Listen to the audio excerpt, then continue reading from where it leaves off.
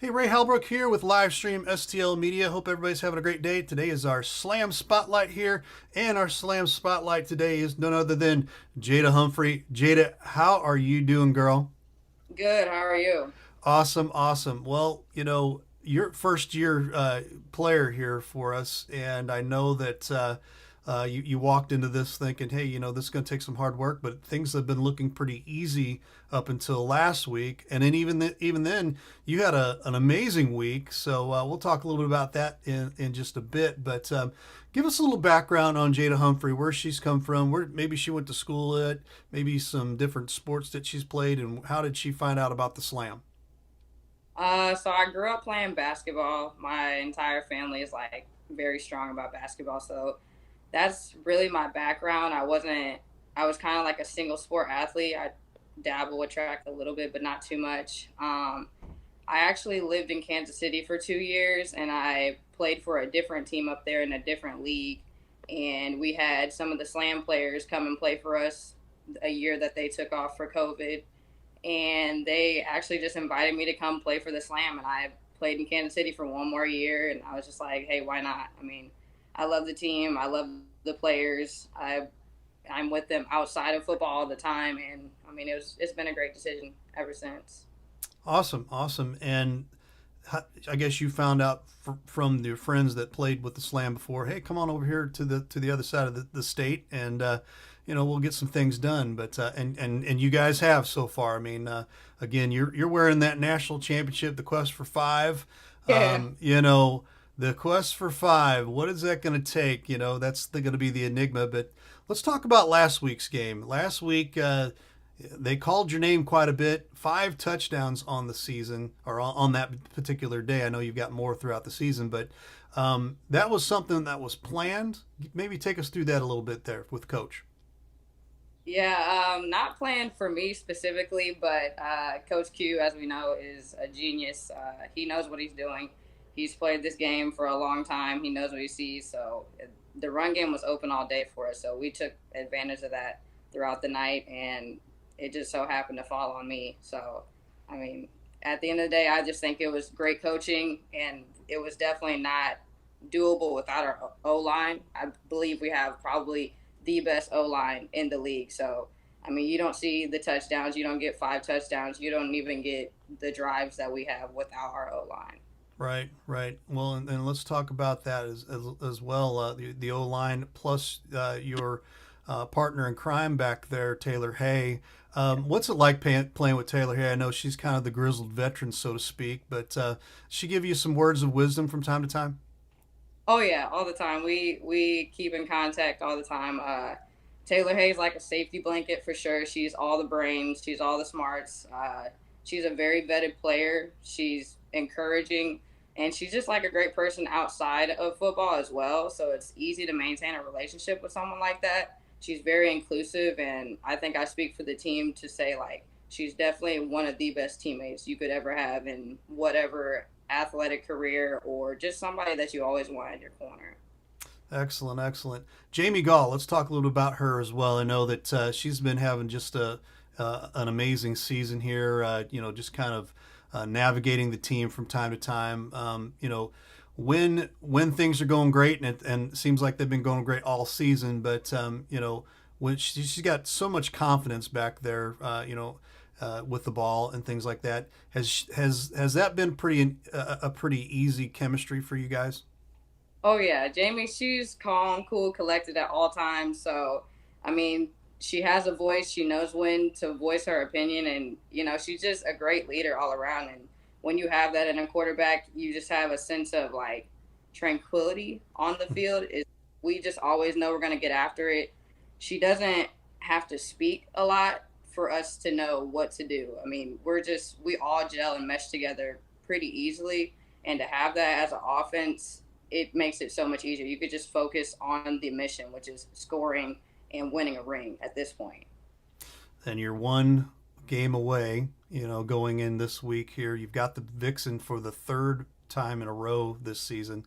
A lot of folks say, well, that third time usually is the tougher time, but maybe share with us just a little bit of the game plan this week. What's that going to look like? We know playing them a third time is going to be tough. We expect them to. We expect this to be their absolute best game against us. But just as they're going to bring their A game, we're going to bring ours too. We game plan just like we game plan every game. We take it day by day. We make our deposits at practice, and we gear up. We watch film, and then we show them what we're about on Saturday, and we show them what we've been working on. Absolutely, good game plan there. Final question for you. Well, I got one extra question, so two questions before we get done here. Uh, what has it been? What's it been like? Playing with this team for the first season. I know that you know I'm sure you've heard a lot of the tradition that's gone on, the four other championships and things like that throughout the years.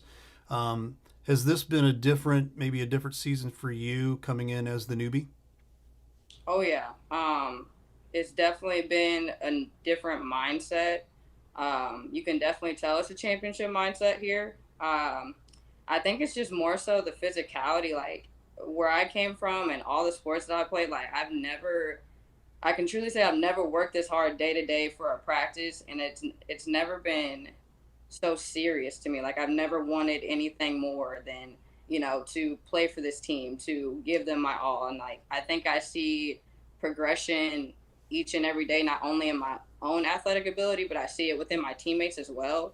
And it's actually really encouraging because it's like you go, you work out, and you see the results, and we see the results day to day. And I mean, nothing is better than getting a compliment from Quincy Davis. So anytime he tells us we have a good practice, like we're back at it the next day, ready to get another compliment from him. So Awesome. it's it's definitely surreal. Yeah, yeah, and the more we work with Quincy as well. I mean, just a class act. Pushing the right buttons. It seems like day in and day out. So kudos to coach there. Final question. Here it is, and we do this to all of our newbie players, especially, and all of the new players from time to time. We call this the Ray question. The Ray question is this: could you give us something that your teammates, coaches, players, friends that might not know about Jada Humphrey? Might be some sort of hobby or little thing that nobody absolutely knows about. It could be something completely out of left field. Maybe you love underwater basket weaving. I don't know. But what is something about Jada Humphrey that people might not know about? Oh man, that's a tough one. I would say something about Jada Humphrey. I guess probably that Jada Humphrey always wanted to be a football player growing up. I Wow, there you think go.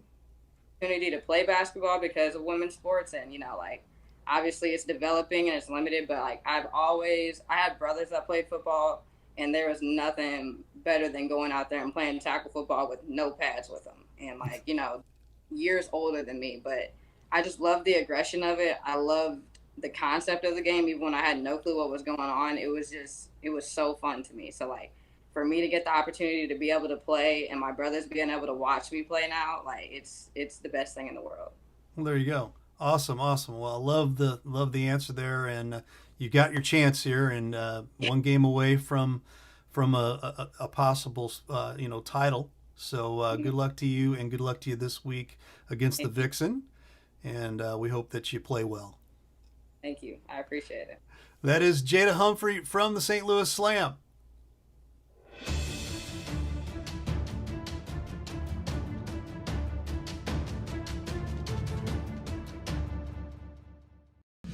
Hey, Ray Halbrook here with Livestream STL. We are here with the quarterback, Jamie Gall from the Slam.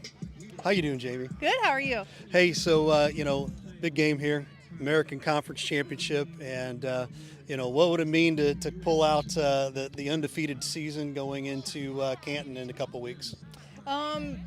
I mean, just getting there obviously is the goal. Being undefeated was mainly the goal to get a good seed for the playoffs. I think it'll just make everybody feel really good, confident, and just like we got a little revenge back from last year. Absolutely, absolutely. How you feeling? And coming into tonight, and because it's been a long season, but you guys have been rolling. But how you feeling? Feeling great. Had a good week of practice. The weather today is amazing. Really, really helpful. Last game it was a little tough. So yeah, feeling good. Great, great. Give me a key or two here. What it's going to take for the Slam to take down the Vixen tonight? I think, stick with what we know, stick with what we do. Obviously, when you play a team 3 times, they're going to do something different. You need to do something different, but at the core, just stay true to who we are. Take what they give us, on defense, stick to your keys. And I think if we play, just true to us, everything will be fine. Appreciate the time here. Jamie Gall from the St. Louis Slam. Hey, y'all, it's Jeff from Case and Bucks. Thanks for watching the games today. We appreciate all your business all year long. Don't forget, we've got awesome wings, we got amazing burgers, we got salads like you wouldn't believe. Come check us out. We have barbecue on Thursdays, we have Southern Nights on Wednesdays, we've got bingo on Tuesdays. We can't wait to see you all. Thanks a bunch, and we look forward to having a great summer with y'all.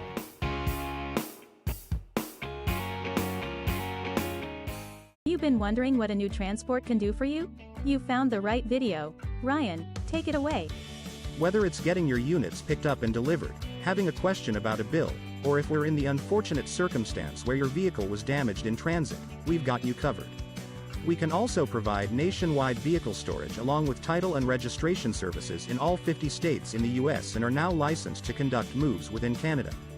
Please visit our website at anewtransport.com or reach out to us for more information.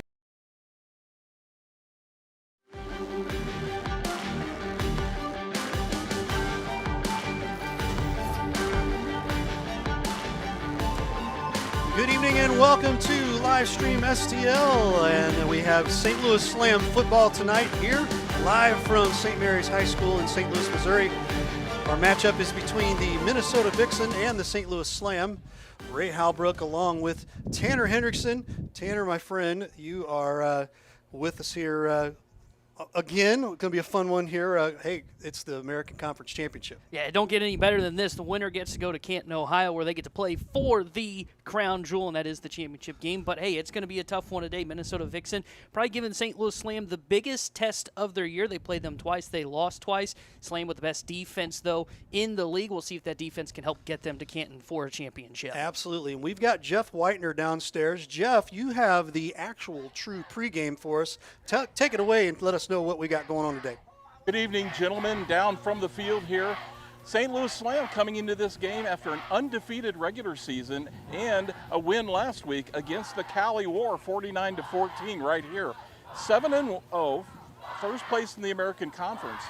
The team in second place, the Minnesota Vixens. They're Vixens, pardon me. The team they'll play tonight, second place in the American Conference.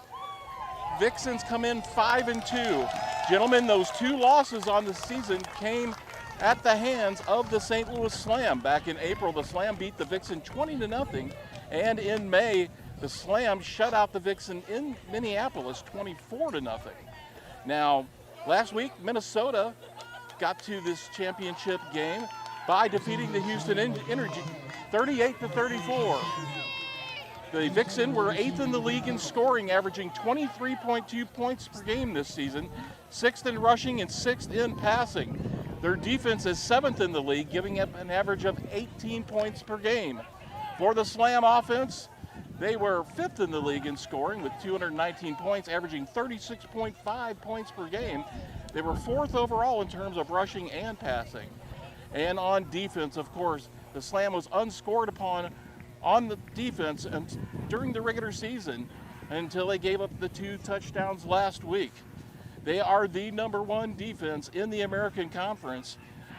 Gentlemen, when you look at this game, and I'll bring more facts and figures as we go, the matchups tonight, the running game, you've got to give it to the Vixen, their running team.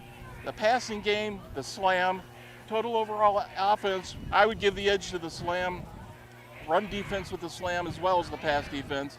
Special teams is a tie. The Minnesota Vixens and Slams both have very good place kickers.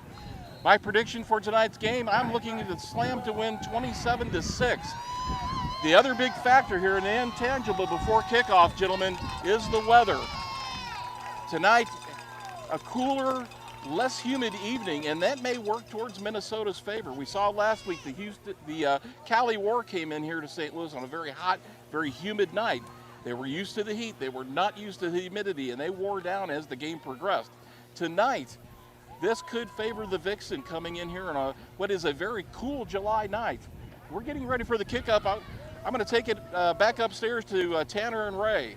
Thank you, Jeff. We'll be with you shortly from time to time from any updates, and appreciate you being down with us downstairs on the field as we get ready to bring some more ambient noise from the crowd. Good crowd here tonight, and going to have some fun here with the Minnesota Vixen and the St. Louis Slam. I want to say hello to our good friends over at Town Square TV as well, as they we've partnered with them to put together the feed for the folks over in Minnesota. So hello, Minnesota fans, as we get started here. As we're ready to kick this one off, the Slam won the toss. They defer, kicking off from left to right as we start the American Conference Championship game, as this is back fielded inside the 20, now running towards the middle of the field. There's an open room up to the 40-yard line, past the 35, dropped right before the 40, and I believe returning that was Samantha Barber in the Minnesota Vixen. We'll start with decent field position to start off the conference championship game.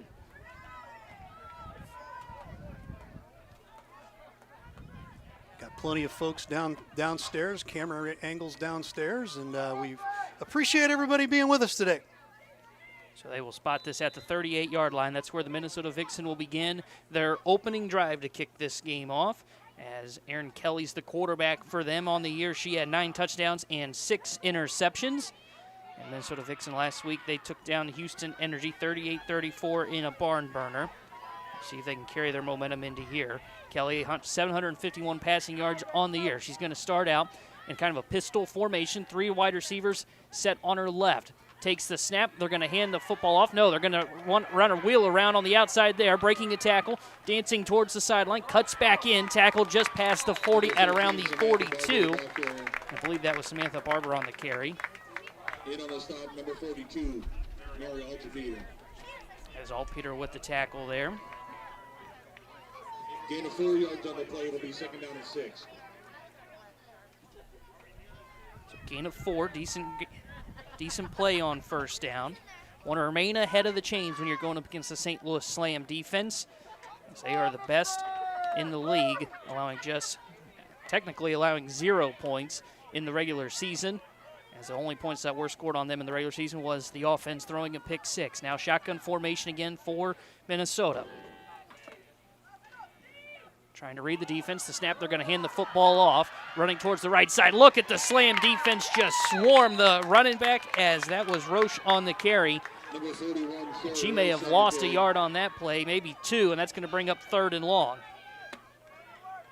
Loss of 2 yards on the play. Slam continuing to have stout defense here throughout the season. Going to be interesting to see.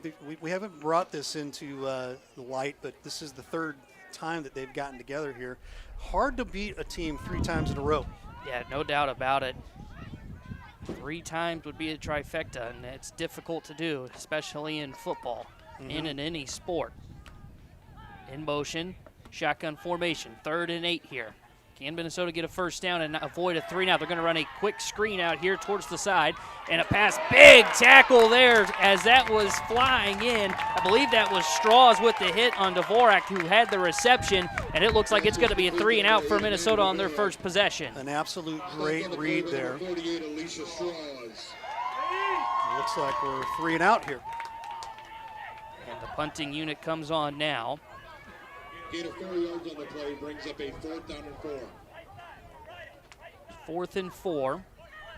They're going to line up in punt formation, but that doesn't necessarily mean anything.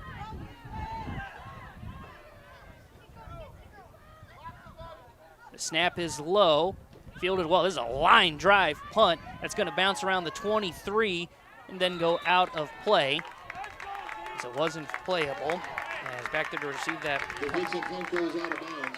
We'll see where they're going to put this football. Looks like it's going to be at the 16-yard line of the Slam. Pinned them back a little bit there, haven't they? Yeah, this will be where we see the Slam start. Again, this was the toughest opponent for the Slam in the regular season. They did beat them twice and didn't allow points. They beat them here at home 20-0. Later on in the year, went to Minnesota and won that game by a score of 24-0.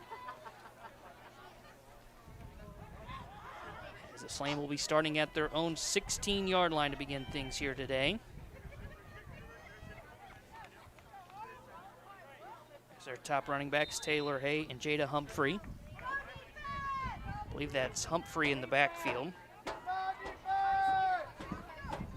Two players in the backfield here, two wide receivers on the right of Gall, who's the quarterback for the Slam. They take the snap, they're going to hand it off. That's Humphrey with it, looking for a crease. Makes a little jump cut there towards the sideline.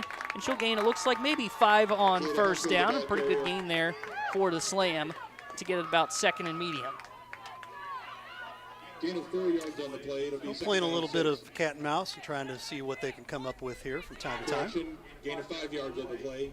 2nd down and 5. Looks like they're at the 21, 22-yard line, somewhere in that range. Slam like to play with some decent pace with their offense. They want to wear down at defense. Kind of pistol formation here. Gall takes the snap. They're going to go right back to Humphrey. She runs towards the left side. She's got the edge, tries to get towards the sideline. Nice cut up the middle. She's got the first down for the Slam, as it's the first down of today's game, as she's dropped down around the 29-yard line. Gain of 7 yards on the play. That's a slam. Well, and again, ground and pound right now. It looks like that's going to be the name of the game here for the first series. The Slam can establish the run. As we've seen throughout the regular season, it allows them to set up their play-action game. We'll see when they want to bring that to fruition here. Humphrey is on the left hip of Gall. Two wide receivers on that left side. One way out here towards the nearest sideline. Gall takes the snap. She's going to look to throw. It's going to be a quick screen, but it's dropped on the far side, as it looked like it hit McMahon in the hands, and that's going to bring up 2nd and 10. Yeah, rare drop there for McMahon.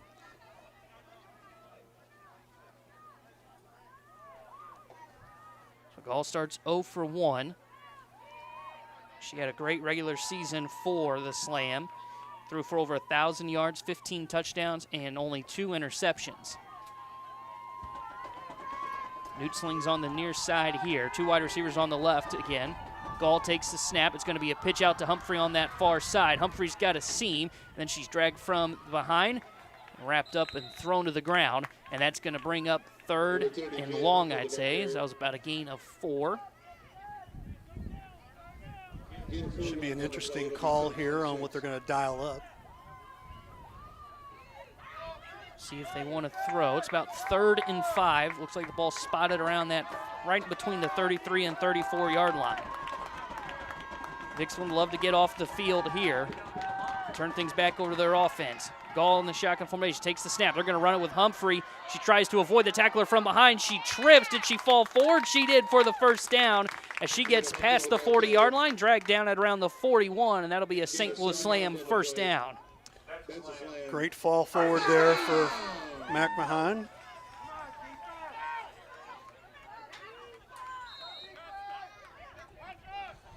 First and 10 here. Gall in shotgun formation. Looks like we've got Hay on the left hip now at running back. Takes the snap. Gall's looking to pass. She's going to toss it. A little dump off here. The catch is made. Dragged down right around the 50-yard line, as I believe that is Smith that made the catch. It was. And Gall gets her first completion up to midfield. A gain of 8 yards on the play.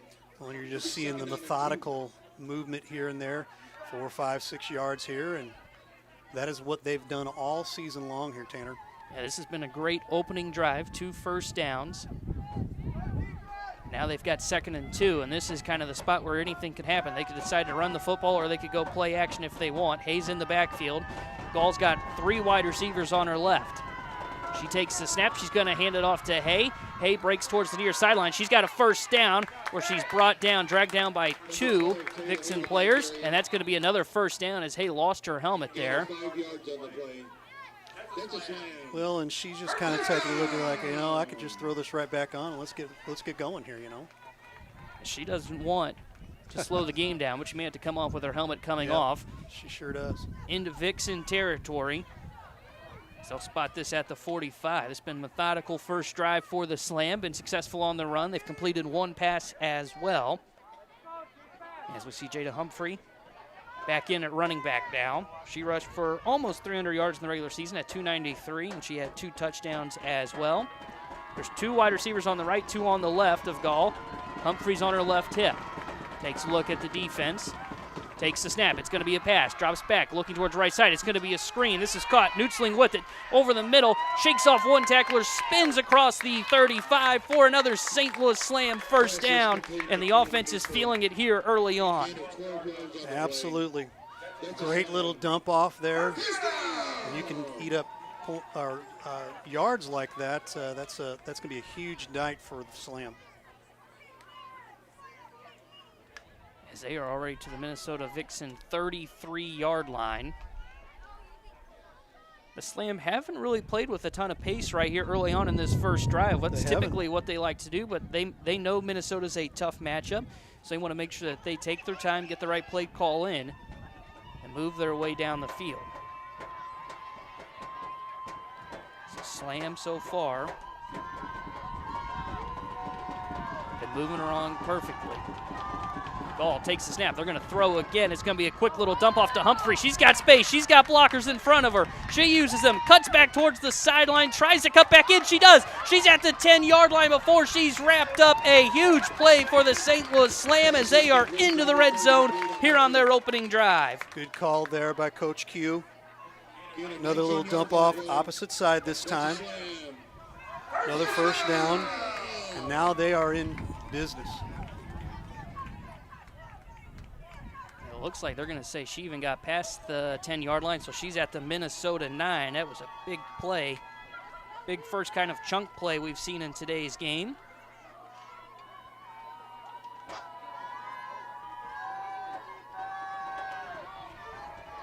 Shotgun formation now. Gall takes the snap. She hands it off to Taylor Hay. She cuts back towards the middle, avoids one tackler. She'll be drugged down around the 5-yard line, it looks like. So a gain of 4 on first and goal. It'll be second down, goal to go from the 5. Second and goal. This will be play number 11 for the Slam on this drive. Covered 79 yards so far. Hayes in the backfield on the left hip of Gall. There's 2 wide receivers on the right, 1 on the left. The snap, and there's going to be a flag. Not sure if there was movement on the O-line first or if the Vixen decided to jump, and it looks like they're going to call this on Minnesota. Offsides. Yep. Minnesota. It's going to be offside, so that 5-yard penalty is going to put this ball, It'll be half the distance to the goal. or excuse me, half the distance to the goal since it was right at the 5-yard line. So they're going to be at the Minnesota 3.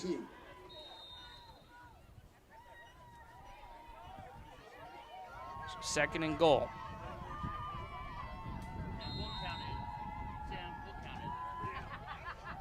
Taylor Hayes, the one at running back. On the right here, we see Nesbitt and Nutzling are the wide receivers on the right side. Taylor Hay in the backfield. Communicating with Gall. See what the Slam want to do. In motion. Left to right. They take the snap. They're going to hand it off to Hay. Hay tries to cut back, but she's going to be dragged down as Chelsea Swanson was in the backfield ready for that, and that's going to be a loss of a yard or 2 and bring up third and goal inside the 5. That's the first play that the Vixen have actually pushed back here, so you got to give it for them, give them the kudos there in their own red zone. It's going to be play number 12 of this drive. Third and goal from the 4. If the Slam can't get it, might be 4-down territory. Gall takes the snap. She's looking to throw. She's going to throw over the middle. Was it caught? Was it a trap? We'll see what the officials say. They're going to say it's incomplete. That throw was at the feet of the intended wide receiver. I believe that's Kaylee Nutzling that couldn't come up with it, and that's going to bring up 4th and goal, a decision time for the Slam. That it is, and we mentioned at the pregame that both teams have really decent kickers, so there wouldn't surprise me to see them go for a field goal, but it looks like they're going to stay out there on the field. Looks like the Slam want to go for it. 4th and goal. The ball is at the 4. 5:53 to go here in the first quarter. Slam going from left to right. Empty backfield. Ball looks like she's trying to draw Minnesota offside. They may be just trying to draw an offside to gain a couple more yards. May take a timeout. Hay now comes to the left hip of Gall. Ball's ready. Takes the snap, and it's going to be a flag is thrown, and there's going to be a false start on the slam. So that's going to back them up a couple of yards, and now it makes 4th and goal a little bit tougher, and it looks like they're going to send out the kicking unit now.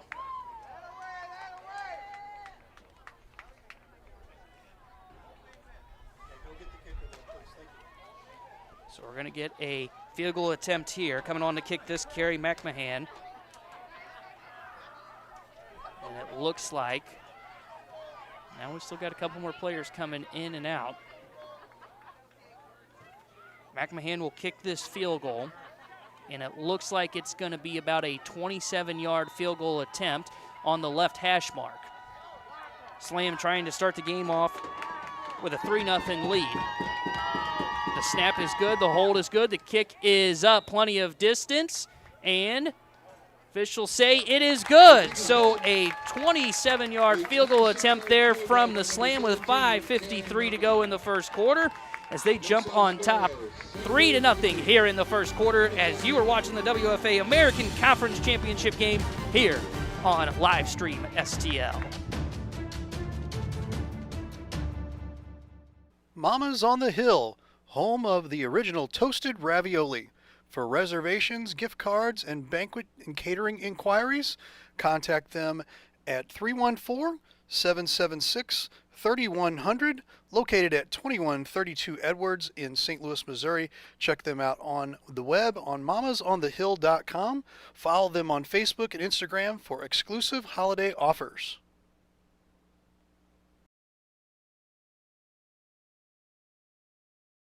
It's the WFA American Conference Championship game as the Slam take a 3-0 lead thanks to a 27-yard field goal from their kicker, Carrie McMahon. As they are ready to kick this one away, McMahon will send it away again.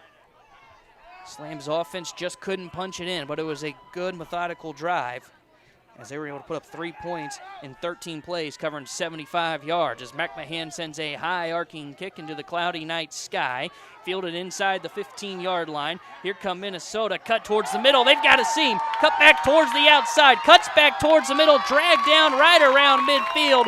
What a big return that was. I believe that's Samantha Barber with the carry, and a huge return there for Minnesota as they get to midfield to start their second drive of the game.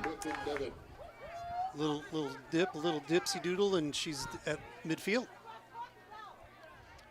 Well, Minnesota went 3 and out on their first play of the game, or first drive of the game, excuse me.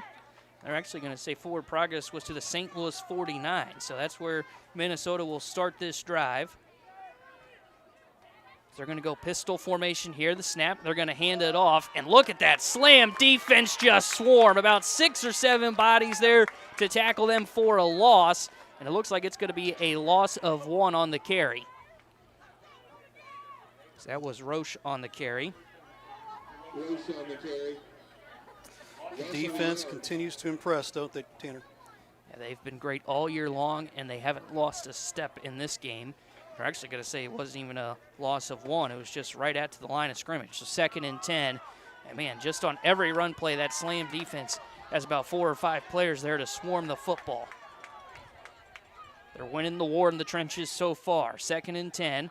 The snap, they're going to hand it off. And now this time they've got a seam on the left side. Pushing forward, dragged out of bounds around the 43-yard line, it looks like. As that was a good carry from Roche there on the left side. That's going to bring up about 3rd and 4. Good little push, had good little seam there, as you said, and pick up a few, and now you're third and manageable. 3rd and manageable for sure. And on the other side of midfield, will they consider, if they can't get it, to go for it a 4th down or maybe try and pin the Slam? But they don't want to think like that. They're thinking 1st down.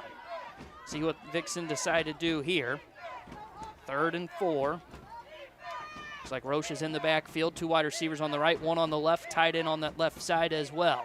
The snap, and they're going to hand it back off. Roche almost lost the carry. She gets to the outside, drags 1 tackler with her, gets shoved out of bounds, and depending on the spot, it looks like the official, they're going to say she went out of bounds at around the 40-yard line. And if that's the case, it's going to be 4th and about 1. Now you got decision time, too, here because You've seen yourself get stuffed a couple times there at the line of scrimmage. Will you be able to get that yard and a half there? They've had success when they decide to carry the ball towards the outside. When they try to go up the middle, that's when the Slam have been stopping them here early in this game. They get to the line quickly.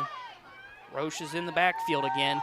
Set back-to-back positive games. In motion, they're going to go with a quick little snap up the middle, kind of a little sneak play, and that's going to be a first down.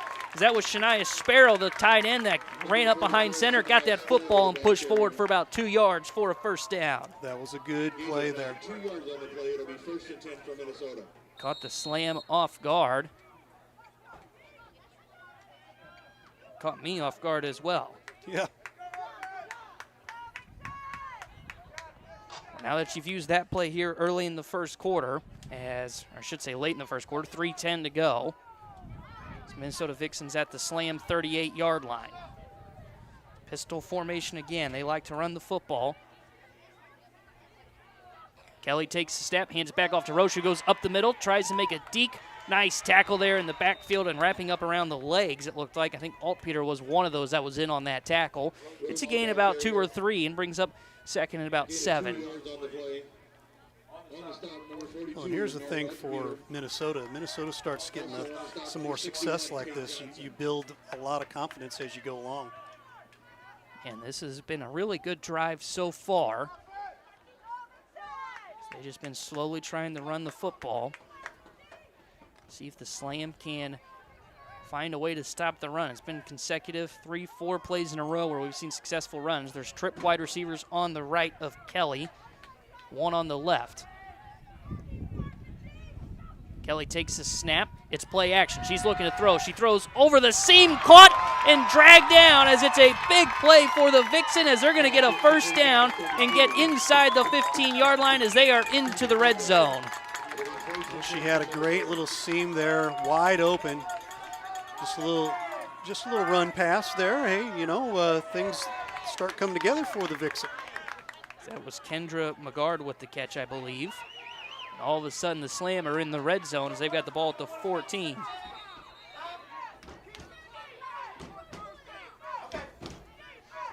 Our officials communicate with our clock operator. I'm sure everything is set. 1:44 to go here in the first quarter.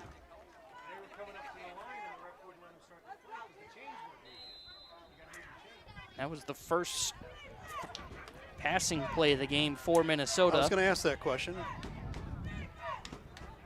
Snap, they're going to hand it off. This time running towards the right side. She's got the edge. Cut back inside, and Minnesota's on the board with a touchdown as running in was Sarah Roche. She got the right edge, had one player to beat, and she gets in for a touchdown. Now there is a flag on the play. Minnesota celebrating like this is on the Slam.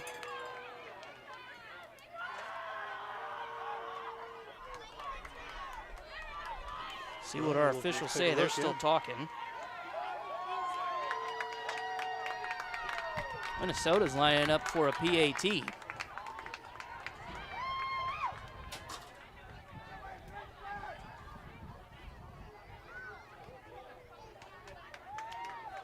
And they are. There's offsides on the Slam, so that penalty is declined. So Sarah Roche rushes in for a 14-yard touchdown. A touchdown for Minnesota. See the PAT come now. Good hold. The kick is up, and the kick is good as that was put in by Miriam Eckhart, and that gives Minnesota a lead. So unfamiliar territory for the Slam. They're trailing 7-3 here in the WFA American Conference Championship game here on the live stream at STL.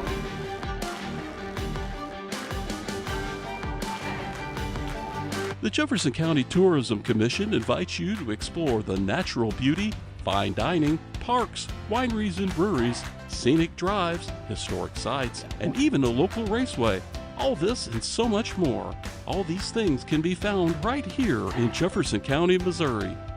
Plan your trip today at visitjeffersoncounty.com, the main source for all things Jefferson County.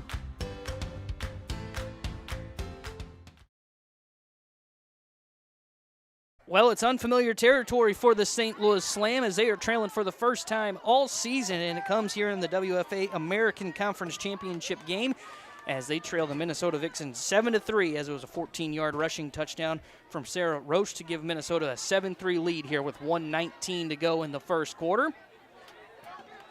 We'll see how the St. Louis Slam respond. Had a great drive to start things earlier in the game. As kicking this one off, I believe, is Kaylee Damas. This is a line drive kick and a hit. I believe that's Taylor Hay in the chest. Now she runs up the middle of the field looking for blocks. There's a bunch of bodies that are going to wrap her up right around that 45-yard line, and it's pretty good position, field position for the St. Louis Slam on their second drive of the game. I agree with you. That line drive will get you a lot more yardage there. So the Slam will start as officials put it down right at their own 45-yard line.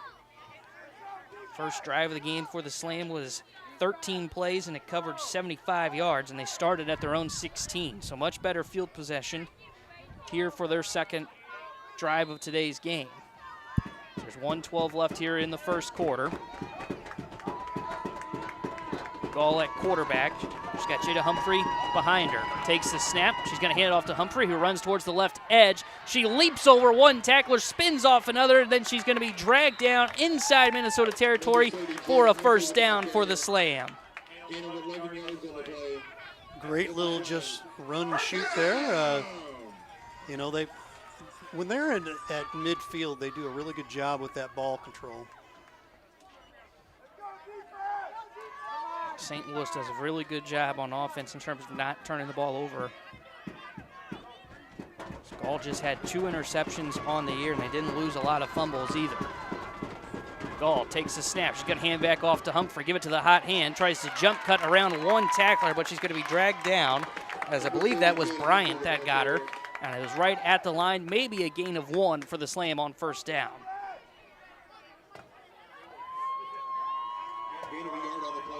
And we'll see if that was the last play of the quarter or if the Slam just wanted to run out. 10 seconds on the game clock here in the first quarter.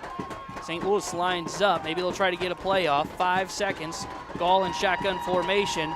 3 seconds. 2 seconds. And they're going to take a snap. So final play. They dump it off to Humphrey on a little screen play here on the near side.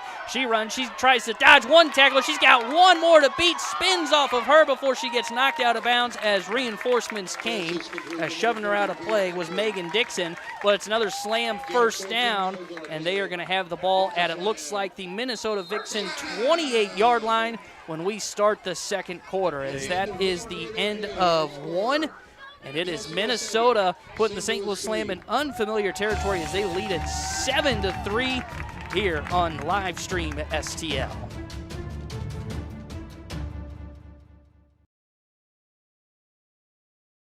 Guys, I've always wanted to ask you this since you're both pitchers. What's your favorite pitch? It's a fastball? Okay, I know. It's a curveball. No? Okay, well, what's your favorite pitch? Oh, yeah. Spitball. The Main Street Sports Show. You never know what we're going to throw at you.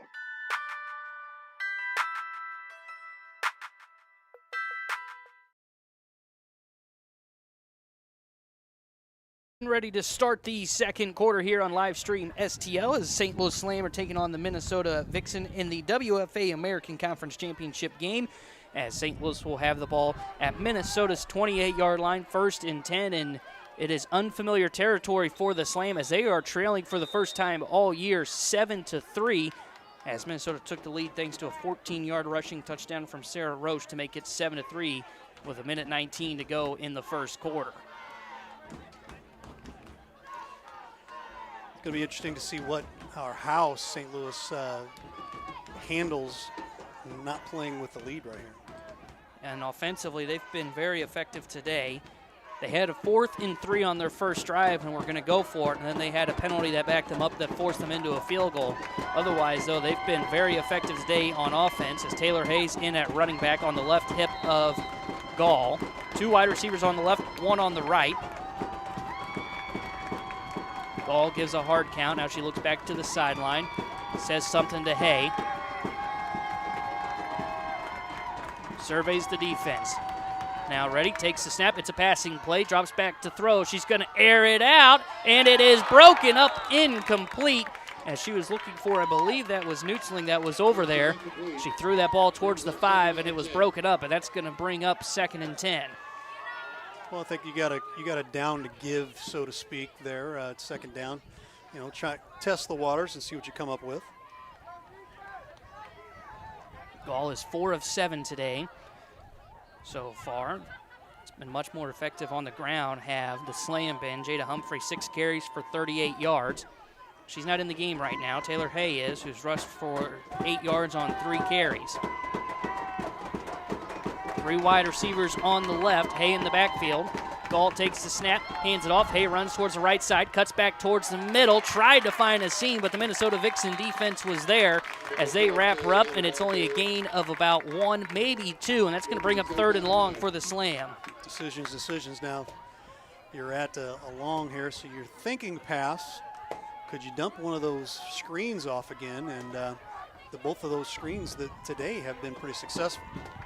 Screen game's been good for Slam. They've run it twice, maybe 3 times with their running backs, once with their wide receiver. Nutzling dropped it. There are 2 wide receivers on the left, 1 on the right of Gall. Taylor Hay now shifts over to the right hip of Gall. 3rd and long for the Slam. The Minnesota fans making a bunch of noise. The snap dropping back to pass. They're going to air it out over the middle. Wide open. It's caught into the end zone for a touchdown as it's McMahon with the touchdown reception, 27 yards. And the Slam are back on top, 9-7 with 14:04 to go here in the 2nd quarter.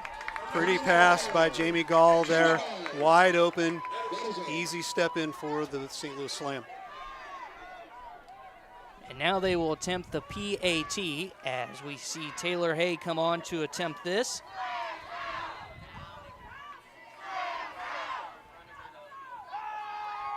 And her quarterback holds the snap. It was bobbled, but it's a good hold by Gall. The PAT is up, and it is good. So the Slam go right back on top as they lead it 10-7 with 14:04 to go here in the first half. We've got a good one on hand. It's the WFA American Conference Championship game here on live stream STL.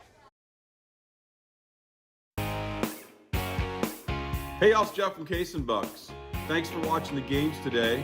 We appreciate all your business all year long. Don't forget, we've got awesome wings. We got amazing burgers. We got salads like you wouldn't believe. Come check us out. We have barbecue on Thursdays.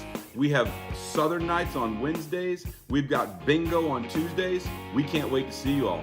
Thanks a bunch, and we look forward to having a great summer with y'all.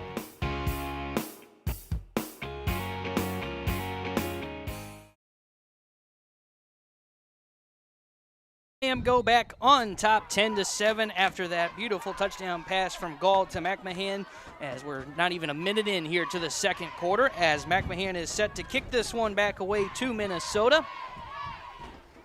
And I believe Samantha Barber is the one that is back to return this kick. McMahon sends this one away. That's a booming kick that will bounce at around the 12. Stay in play. It's fielded at about the 12-yard line. Barber rushes ahead. 3 Slam players. She spins away from one before being dragged down right around her 20-yard line. As coming in on that tackle, I believe, was Brandy Trope. Excuse me, Jamie Skinner was the one on the tackle there. Had a great idea to maybe try to spin it around and turn it the other way, but unfortunately the stout defense there from the Slam was there to meet her head-to-head there, Tanner. The Slam are great in kick coverage. That play on the, not that kickoff, but the previous one where the Vixen got into Slam territory, that was really the first time that we've seen in a while where the Slam give up decent field position. Yeah. This is where they like to have their opponents pinned in their own territory, and Minnesota's got about 79 yards to go to get towards the end zone. As Kelly's in at quarterback. Takes the snap, hands it off. No, it's play action. They fake it. They run the RPO, run pass option, and the pass was incomplete. She's trying to get that to her wide receiver in Radford. We apologize about a little bit of the wind here, but I'm going to say this definitely is advantageous to both teams here, not having it being 100 degrees and 100% humidity. Yeah, this is perfect football weather. Outside the wind, which is kind of blowing a little bit right to left, and that's where Minnesota's going. They're going into the wind here as it's second down. Kelly's at quarterback. There's 2 wide receivers. They now will send in motion Radford. They take the snap. They hand it off to Radford. Radford goes around towards the far side. She gets a block. Now she tries to cut towards the middle. She's going to be dragged down right about the 30. It looks like she's going to be about a yard short for the first down. So I believe that's going to bring up 3rd and short for Minnesota. It's the second time we've really seen Minnesota run that kind of wide receiver end around. First time wasn't as successful. This time it gained 9. So it's 3rd and manageable. And on 3rd and short, let's see if they try and do that play we saw on their previous drive where they sent the tight end under center to grab the football and do kind of a QB sneak. Mm-hmm. Yeah, I'd definitely be looking for that this time around. Looks like that's what they're going to do. They send the tight end under center. They snap. Oh, now they're going to try some trickery. They pitch it out towards the outside, shaking off one tackler, dragged down as that pitch went to Roche, the running back. So they're getting a little creative as Minnesota as they pick up the first down on a 5-yard carry from one tight end Sparrow, who pitches it out to Roche for the first. Absolutely keeping the Slam defense on their toes there. And the defense started to kind of pinch inside, led to that easy pitch to the outside to gain the first down. Well, to beat the Slam, you got to play almost perfect football. Slam have too many players on the field, it looks like, as they're rushing players off, and they may have to take a timeout. And it looks like they will. So the Slam were confused on defense. They're going to burn their first timeout here with 12:32 to go and a 10-7 lead over Minnesota here in the WFA American Conference Championship game. Well, and if you're Minnesota right now, you got to be feeling pretty good about yourself. Right now you're only down 3. And you're taking a look at, hey, we had a good, successful last series here. So, why not continue the rest of the game here? Now, the Slam, they seem a little tight than they have been in the past. So, kind of an interesting situation for them to be in. I know that both teams probably don't want to do any kind of, thinking ahead. But, you think about that from time to time. I would assume, hey, we're 2 weeks away from Canton, Ohio. Yeah, definitely potentially thinking ahead. And I also think, to your point of the Slam playing a little tight, they're used to kind of delivering that knockout blow. And they score. They're used to then just kind of piling on. Not used to somebody punching back as Minnesota has if they've scored a touchdown. And they're getting creative. And as I was going to say right before that timeout, to beat the Slam, you almost got to play perfect football. And Minnesota pretty much has done that for the most part in today's game. Absolutely. As we're about 3.5 minutes in to the second quarter. 12:32 left to go. Minnesota has the football going left to right. They're in their white uniforms. They've got it at their own 36-yard line. 2 running backs in the backfield on the hip of Kelly. She takes the snap. She's going to hand it off. That's Roche, goes around the far side. She had a blocker. She's got the edge. Now she tries to cut back towards the hash marks. She'll be wrapped up right before the 45, and the Slam players were trying to punch that football out. And they're going to give Roche forward progress to the 45-yard line. So a good gain on first down. That's going to make it about 2nd and 1. Agreed. We do have a great group of folks here from Minnesota. Their fan base has traveled well. That they have. So it's 2nd and 1. See what Minnesota wants to do here. They've got the ball right at that 45-yard line in their own territory, trying to cross the 50-yard line, get into Slam territory. Windy. They take the snap. They hand it back off to Roche. She runs up the middle. She shakes off one tackler and then pushes forward for a first down. She was almost wrapped up in the backfield and would have made it 3rd and short, but she was able to spin off that last tackler and get that first down. Last-ditch effort there of that throwing forward there, and just enough to get the first down. So 1st and 10. Roche looks like she's come off for a quick breather. She's been kind of the main player in this Minnesota offense. So far, she's got 9 carries for 41 yards. We'll We'll see what this means with her coming out, what Minnesota's offense plans to do. Could it be a passing play? We'll see. Kelly's the quarterback, sends player in motion. The snap, they're going to hand it off, running towards this near side, splitting up the middle, now spinning past the 50, knocked down around the 47-yard line. Number 80, Angela Griffin, the ball carrier. That is going to be another first down. So I believe the ball carrier there may have been Angela Griffin. Gain of 4 on the play. It'll be 2nd down and 6. Excuse me, I said a first down. It is 2nd down. Yeah, you psyched me out there. Appreciate that. I happened to look at the wrong chain, which can definitely fool you if you're looking at the wrong one. So 2nd down, 2nd and 6. They take the snap. They're going to hand it back off to Griffin. Griffin's got some space over the middle. She bulldozes her way to around the 40-yard line, and that's going to be another Minnesota first down. And all of a sudden, they are really starting to establish the running game against the St. Louis Slam defense. That big momentum can carry teams very, very far. And early on, the Slam were really getting into the backfield and stopping the run. All of a sudden now, they can't seem to stop it at all. Minnesota's gaining positive chunks, and not just gaining positive yardage, they're gaining big chunks as well. So they've got first down at the St. Louis Slam 41. 9:27 to go here in the first half. So they're taking their time here, making sure they get the play in. And we're going to get, I believe, a timeout from Minnesota, as they couldn't get to the line of scrimmage in time. The play clock looked like it was winding down on them. So Minnesota burns their first timeout, as both teams have 2 remaining here in the first half. We'll tell you a little bit about our good friends over at Cheap Seats Photography, banners and designs. Where do we get our banners? Over at Cheap Seats Photography, of course. Give them a call, Ron Rigdon and the great folks over there, 314-402-9014 or cheapseatsphoto.com. Tell them we sent you over at Livestream STL. We appreciate that. 9:18 to go here in the second quarter. 10-7 is our score between the St. Louis Slam and the Minnesota Vixen. Tanner, are we a little surprised at where we're at right now? I think so. Now, we knew this would probably be a pretty even game coming into it because the Slam won, and it was their tightest matchups in the regular season, beating Minnesota 20-0 and 24-0. Sure. But Minnesota's done a really good job, especially after that first drive. Went 3 and out.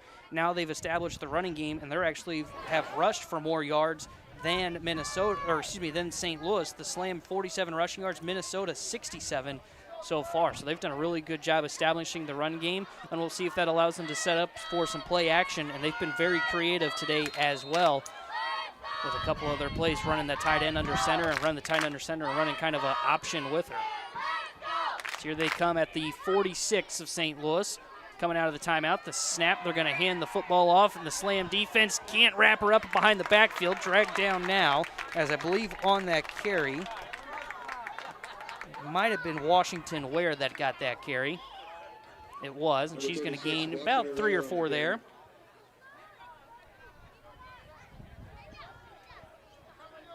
Gain of 4 yards on the play. It'll be 2nd down and 6. So the ball is about the 38-yard line of the Slam.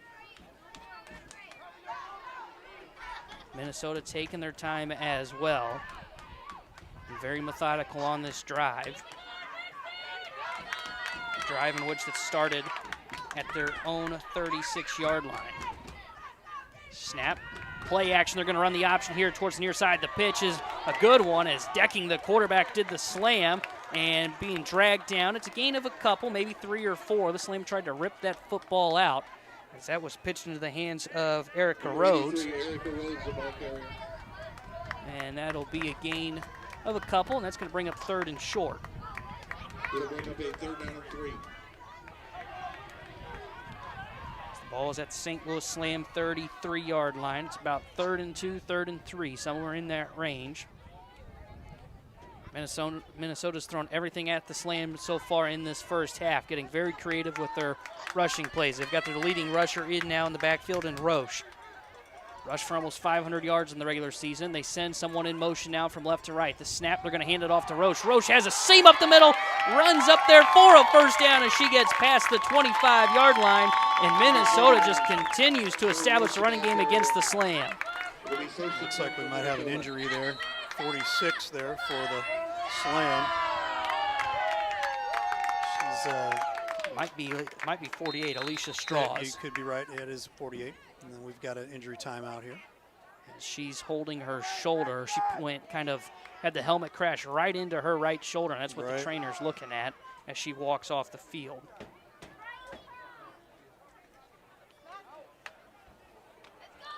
Another first down here for the Vixen. Vixen got the ball at the slam 29. 7:10 to go here in the first half.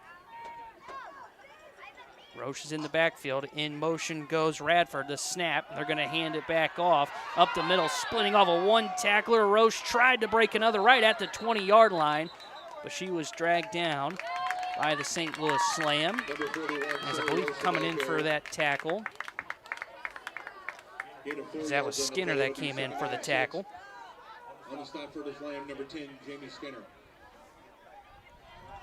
Well, you're seeing the Vixen kind of punching the Slam in the mouth here a little bit. Really establishing this running game.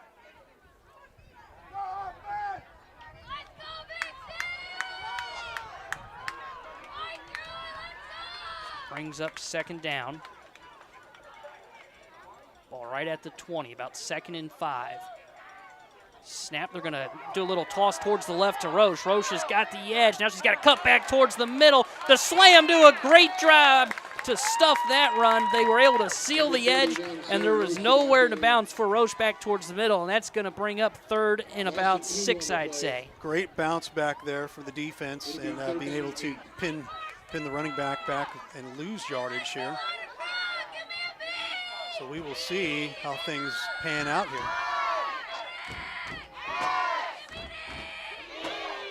So we'll see what Minnesota tries to do. The Minnesota fans really trying to edge along their offense to try and pick up this first down. Right now it'd be about a 37-yard field goal if they tried to settle for that. Don't know if their kicker's got that kind of leg or not. And it looks like we're going to get another timeout from Minnesota. It looked like they were a little bit confused in terms of what they were going to run, or they didn't have the right personnel out there. So they burned their second timeout with 5:20 to go here in the first half, as it is 10-7 in favor of the St. Louis Slam. And this could be, Ray, where they're probably drawing up maybe 2 plays potentially here, because it could be 4-down territory for them. Yeah, you're taking a look at, if you're Minnesota right now, this to me I feel is a very, very important drive for them, even though it is the first half here. You've got 5:20 left to go. You're not going to get the ball back second half here, so take advantage of the time and take advantage of the field position as well. Yeah, now it's important to know that the Slam will get the football to start the second half as well. Yes. They won the coin toss, they deferred, so maybe part of that plays into the decision making here for Minnesota. They've done a really good job in terms of eating up some of the clock here in this first half, or in the second quarter, I should say. We may take a gander downstairs and see if Jeff Whitener has got anything for us here shortly. He's waving his hands like he's got something for us, so there you go. We will roll to him here in just a minute right after this play. 3rd and 8. It's an empty set here for Minnesota. Kelly's got 2 wide receivers on the right, the tight ends on the right side as well, 2 on the left. Kelly sends someone in motion.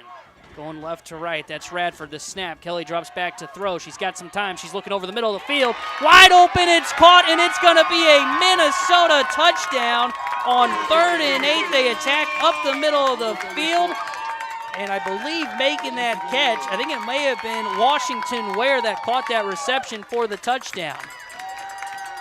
Great seam pass there, wide open. Why not get it to her? Good round of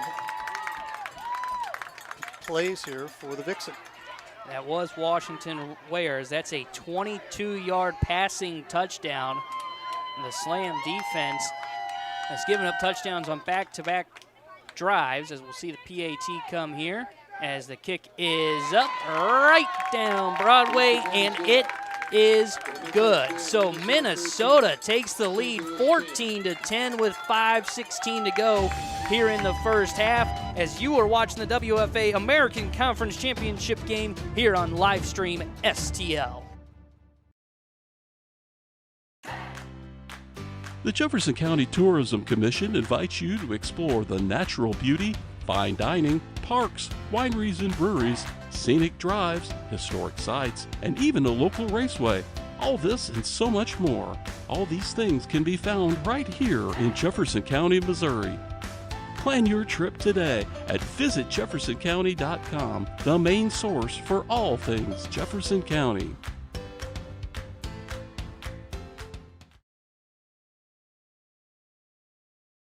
As Minnesota has reclaimed the lead here in the American Conference Championship game, 14-10 on top of the St. Louis Slam, as the Slam are in a unfamiliar territory. Very much so.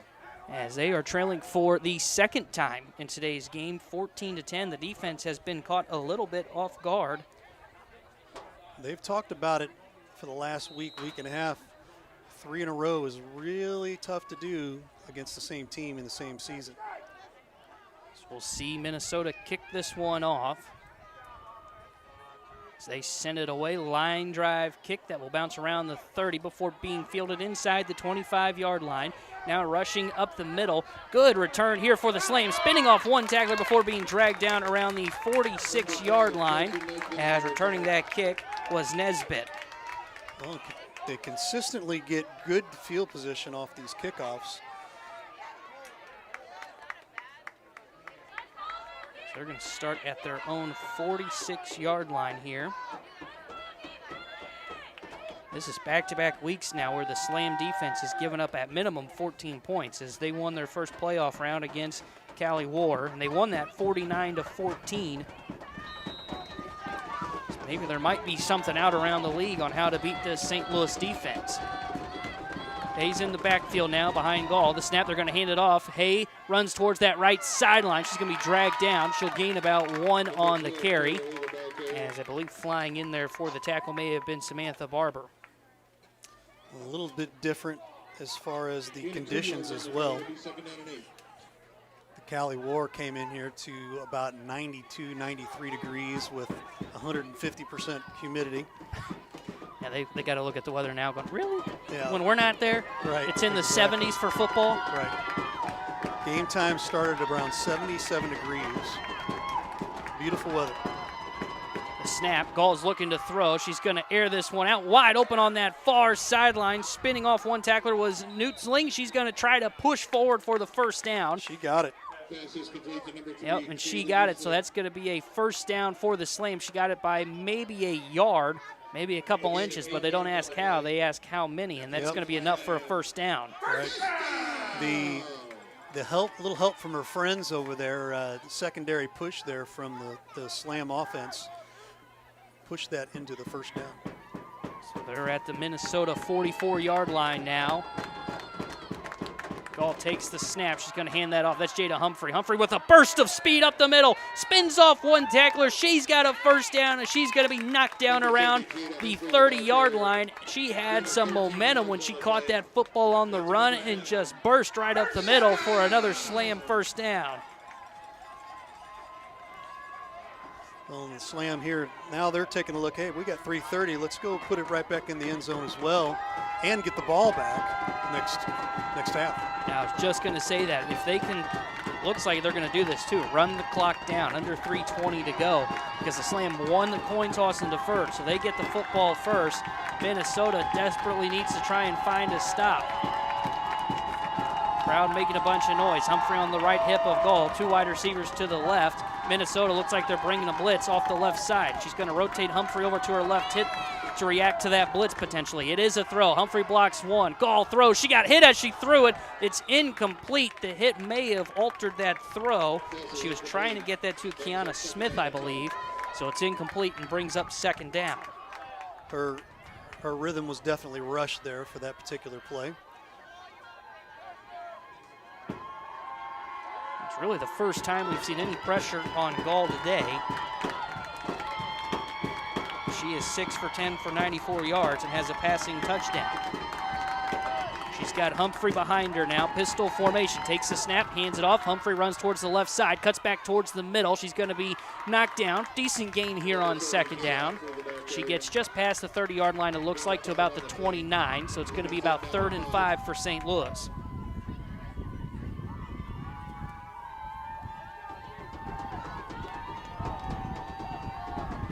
Slam have started to play with a little bit more pace. 2:30 to go here in the half. Slam trailing 14-10.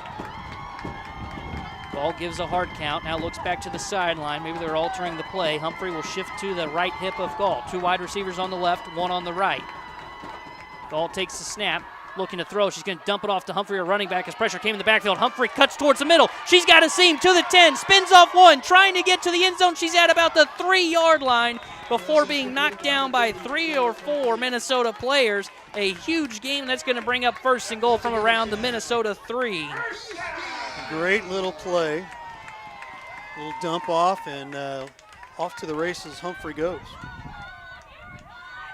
So it is at about the Minnesota 4. So that was a gain of about 20 on 3rd down. Jada Humphrey is the running back still.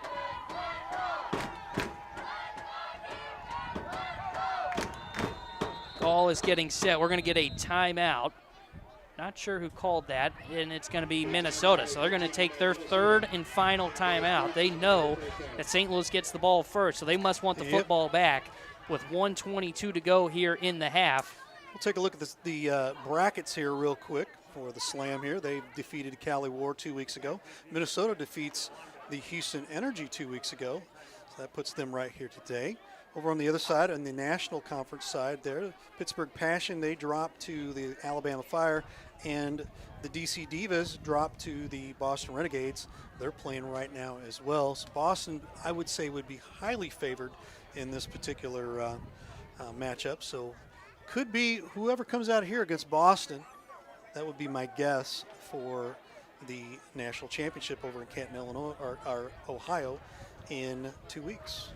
Well, there's a reason they play the game, as anything can happen. We're kind of seeing that here today. We didn't know, we thought the Slam would be the heavy favorites here, but they're down 14-10. Yep. So anything can happen. That's why they play the game. That's why you play the game. And Boston did win. They took down the Alabama Fire 58-6 to head to the championship game. So the winner of this will get the Boston Renegades in Canton, Ohio for the crown jewel. Yes. So here we go after that Minnesota timeout. They have none remaining. 1:22 to go. St. Louis has the ball at Minnesota's 3. Jada Humphreys in the backfield. Take the snap. They're going to hand it off to her. She runs towards the right side, tries to slam her way through the O-line. Did she get in? She was close. We'll see where the officials say she's at. She may be just a little bit short. They're going to spot her at the 1. Yeah, about the half-yard line. They're going to have to do it again. 2nd and goal.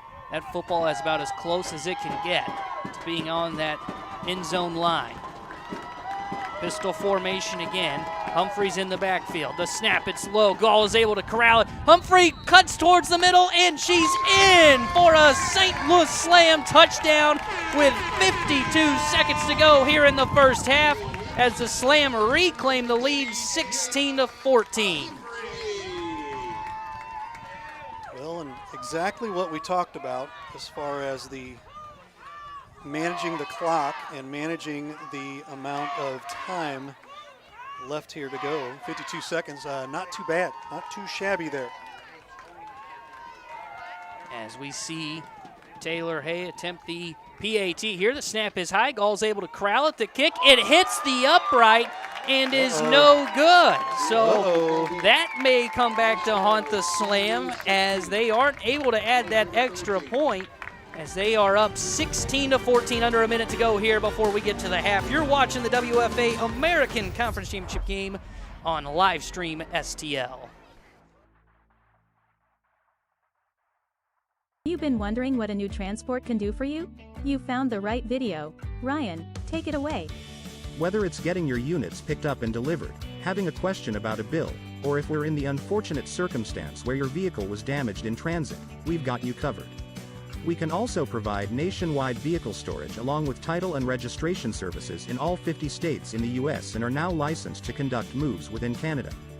Please visit our website at anewtransport.com or reach out to us for more information. 16-14, the St. Louis Slam lead it with 52 seconds to go here over the Minnesota Vixen, as St. Louis is ready to kick this one away. We're getting close to the half.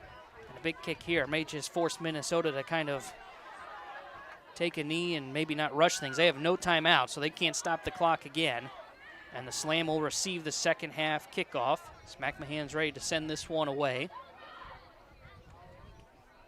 As she runs up and sends a high kick. Right around that 20-yard line is where this will be fielded. I think that's Barbara with it. She runs up the middle now. She's got a seam. She's going to be tackled from behind. She's going to get some decent return yards there as she's brought down around the 37-yard line. And we might have a St. Louis Slam player down. Can't quite tell who that is. She was able to get back to her feet, so she may have just had the wind knocked out of her. She looks to be okay.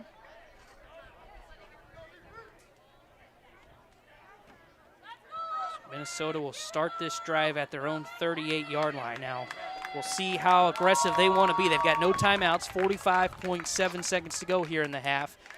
And Minnesota trails by 2. They haven't really been throwing the football a lot in this first half. They've really established the run, but with no timeouts, it kind of limits them from what they can possibly do.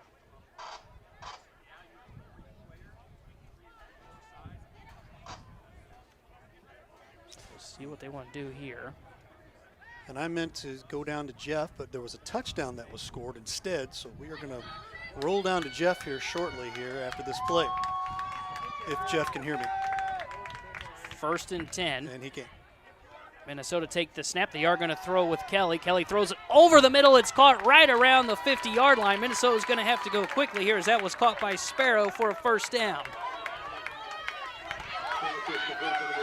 They're going to get to the line quickly here. They're trying to go fast. The Slam aren't ready. And there's going to be a flag, and it's going to be a false start against Minnesota.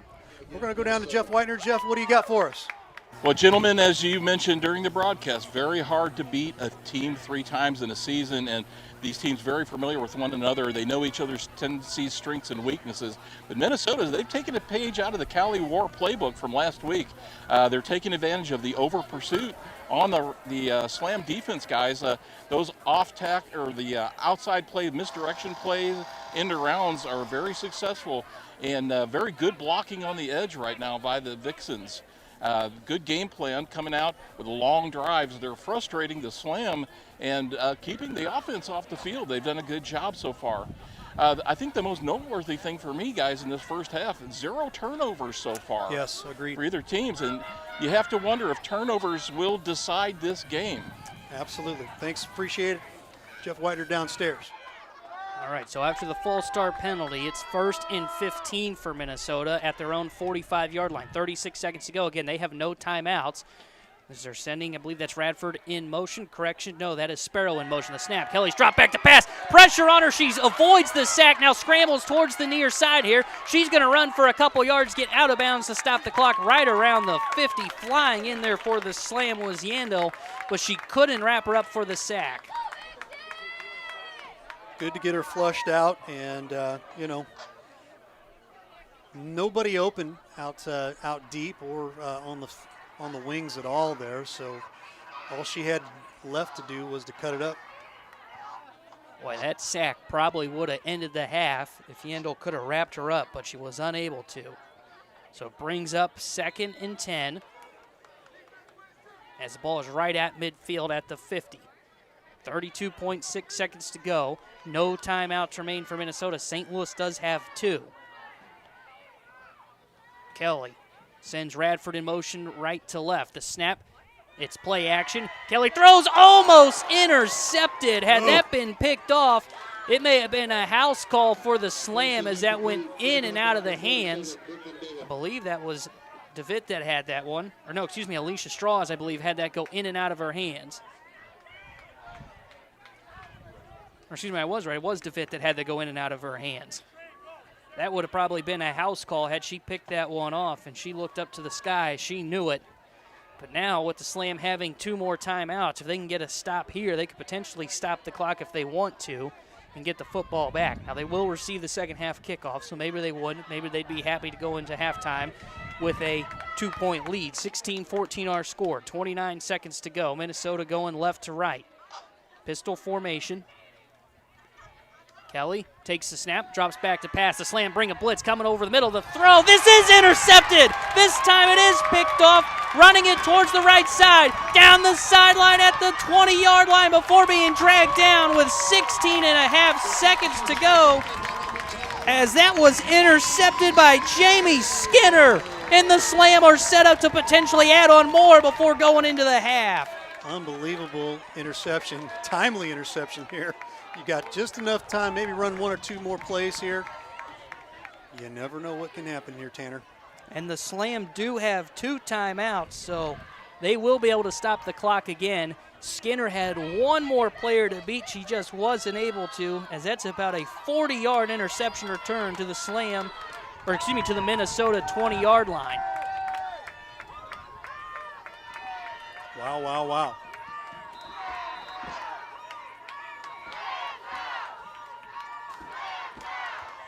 The Slam have Humphrey in the backfield. Fireworks going off in the background. Fake throw by Gall. Now she airs it out towards the near side. It's caught. It's a Slam touchdown. 20 yards. Carrie McMahon has a touchdown, and that extends the Slam lead. One play, and they are back on. They increase the lead. It's 22-14. 6 seconds that took.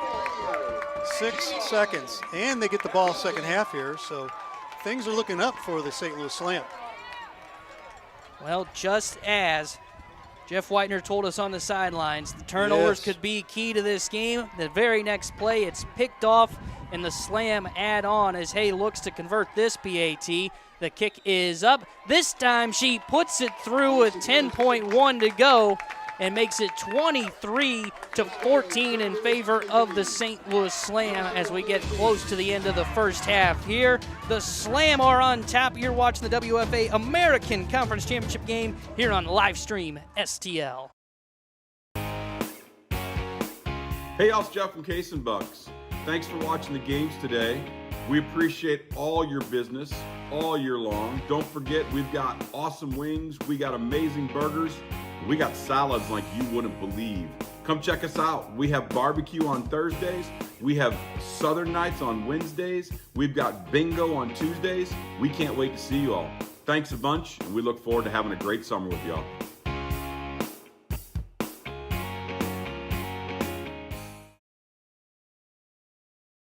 St. Louis Slam convert on the turnover thanks to a pick from Jamie Skinner. Got them to the 21 play. They convert on a 20-yard passing touchdown as it's Gall over to her wide receiver, as that was McMahon on the touchdown. So 23-14 Slam lead with 10 seconds to go as they'll kick this one away. This is a booming kick that will go, bounce around the 5 and go into the end zone.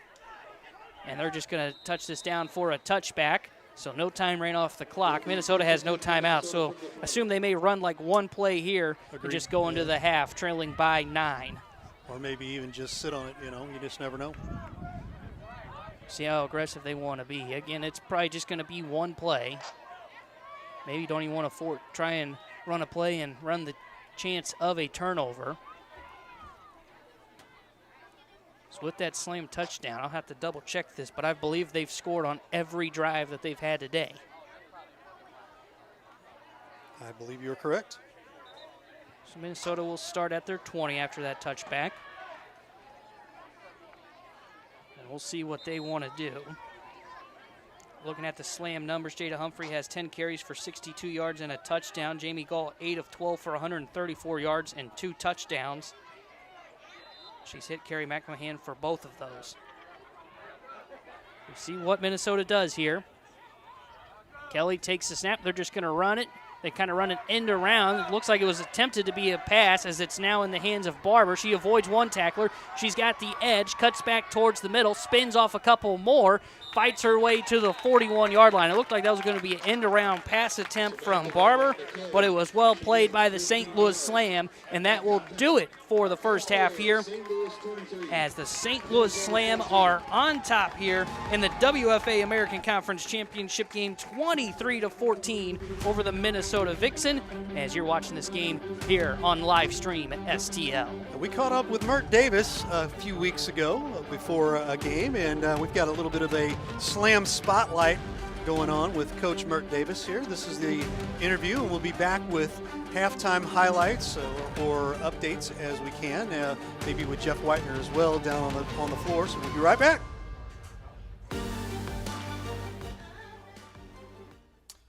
Hey, Ray Halbrook here from Livestream STL. We're here with our Slam Spotlight again, and we have way over in the other part of St. Louis here, Mert Davis, our coach, one of our assistant coaches here for the St. Louis Slam. How you doing, Mert? I'm great, Ray. Thanks for having me. I appreciate it. Hey, thank you so much for catching up with us. And we're just going to talk a little bit about, you are one of the most tenured players and coaches, so to speak, here for the Slam. Been here since the inaugural season back in 2003. Is that correct? That is correct. You're letting everybody know how old I am at this point. Well, as the most tenured player and coach, you've probably seen it all from the very, very beginning here. You've won a championship with the Slam, won 3 championships as a coach. How did you find out about the Slam in the very, very beginning? So I started playing in a flag league. I played women's flag football here in St. Louis. And I've loved football since I was a kid. It was my passion, something I always wanted to do. And my dad had the heartbreaking revelation to me that women couldn't play football. There was no outlet for it. So when I found flag, that was fantastic. And as flag moved on, some of the women in the flag league were interested in tackle football, and they found out that there was a league around the nation. It was the National Women's Football Association. They reached out to Catherine Masters, who at the time was the owner of that league, and encouraged her to bring a team to St. Louis, that there would be interest in it. After a lot of conversation, she did, and I was part of that first push for it. And then when the first tryout happened, I jumped on board and have been there ever since. Awesome. So talk to us, how long did you play for the Slam, and then how did the transition into coaching happen? So I played for about 15 seasons, and as we get older, our bodies are just not designed to take that kind of beating, Sure. Day after day, game after game. I'd had a couple of unfortunate injuries. My final season in 2017, I had a pretty bad dislocation of my right shoulder. That made the decision for me that I needed to retire and hang it up. I still loved the team, the dynamic, the sport so much that I wanted to continue to give to it. And Quincy Davis, our head coach, first of all, what an honor it has been to play for him. And now it's even a bigger honor for me to coach with him. So to have that opportunity, to have him welcome me, to help with the team and then move into coaching has been phenomenal. So that's kind of how that transition happened. I'm just that fly that won't go away. Yeah, absolutely. I can understand that. What did the evolution look like throughout the years? You've been a player, you're now a coach, and what does that evolution look like? I know obviously it's a little bit of a, just a process over the years. What did that look like over the years, building culture, style of play for the Slam? So early on, there's really very little expectation because none of us knew much about the sport other than what we had seen on TV. We didn't have Pop Warner quarterback clubs to grow up in. So it was quite a learning curve. It was learn as you go. And in those early years, our coaches at the time were not seasoned in football coaching, but they did the best they could. So we started as bare bones as you can imagine. There wasn't a lot of interest in it. There wasn't a lot of fan support other than family members. So we kind of scraped by. We played on grass fields. We striped our own fields. We painted our own bleachers. There was cranking of construction lights to use for lights during the night.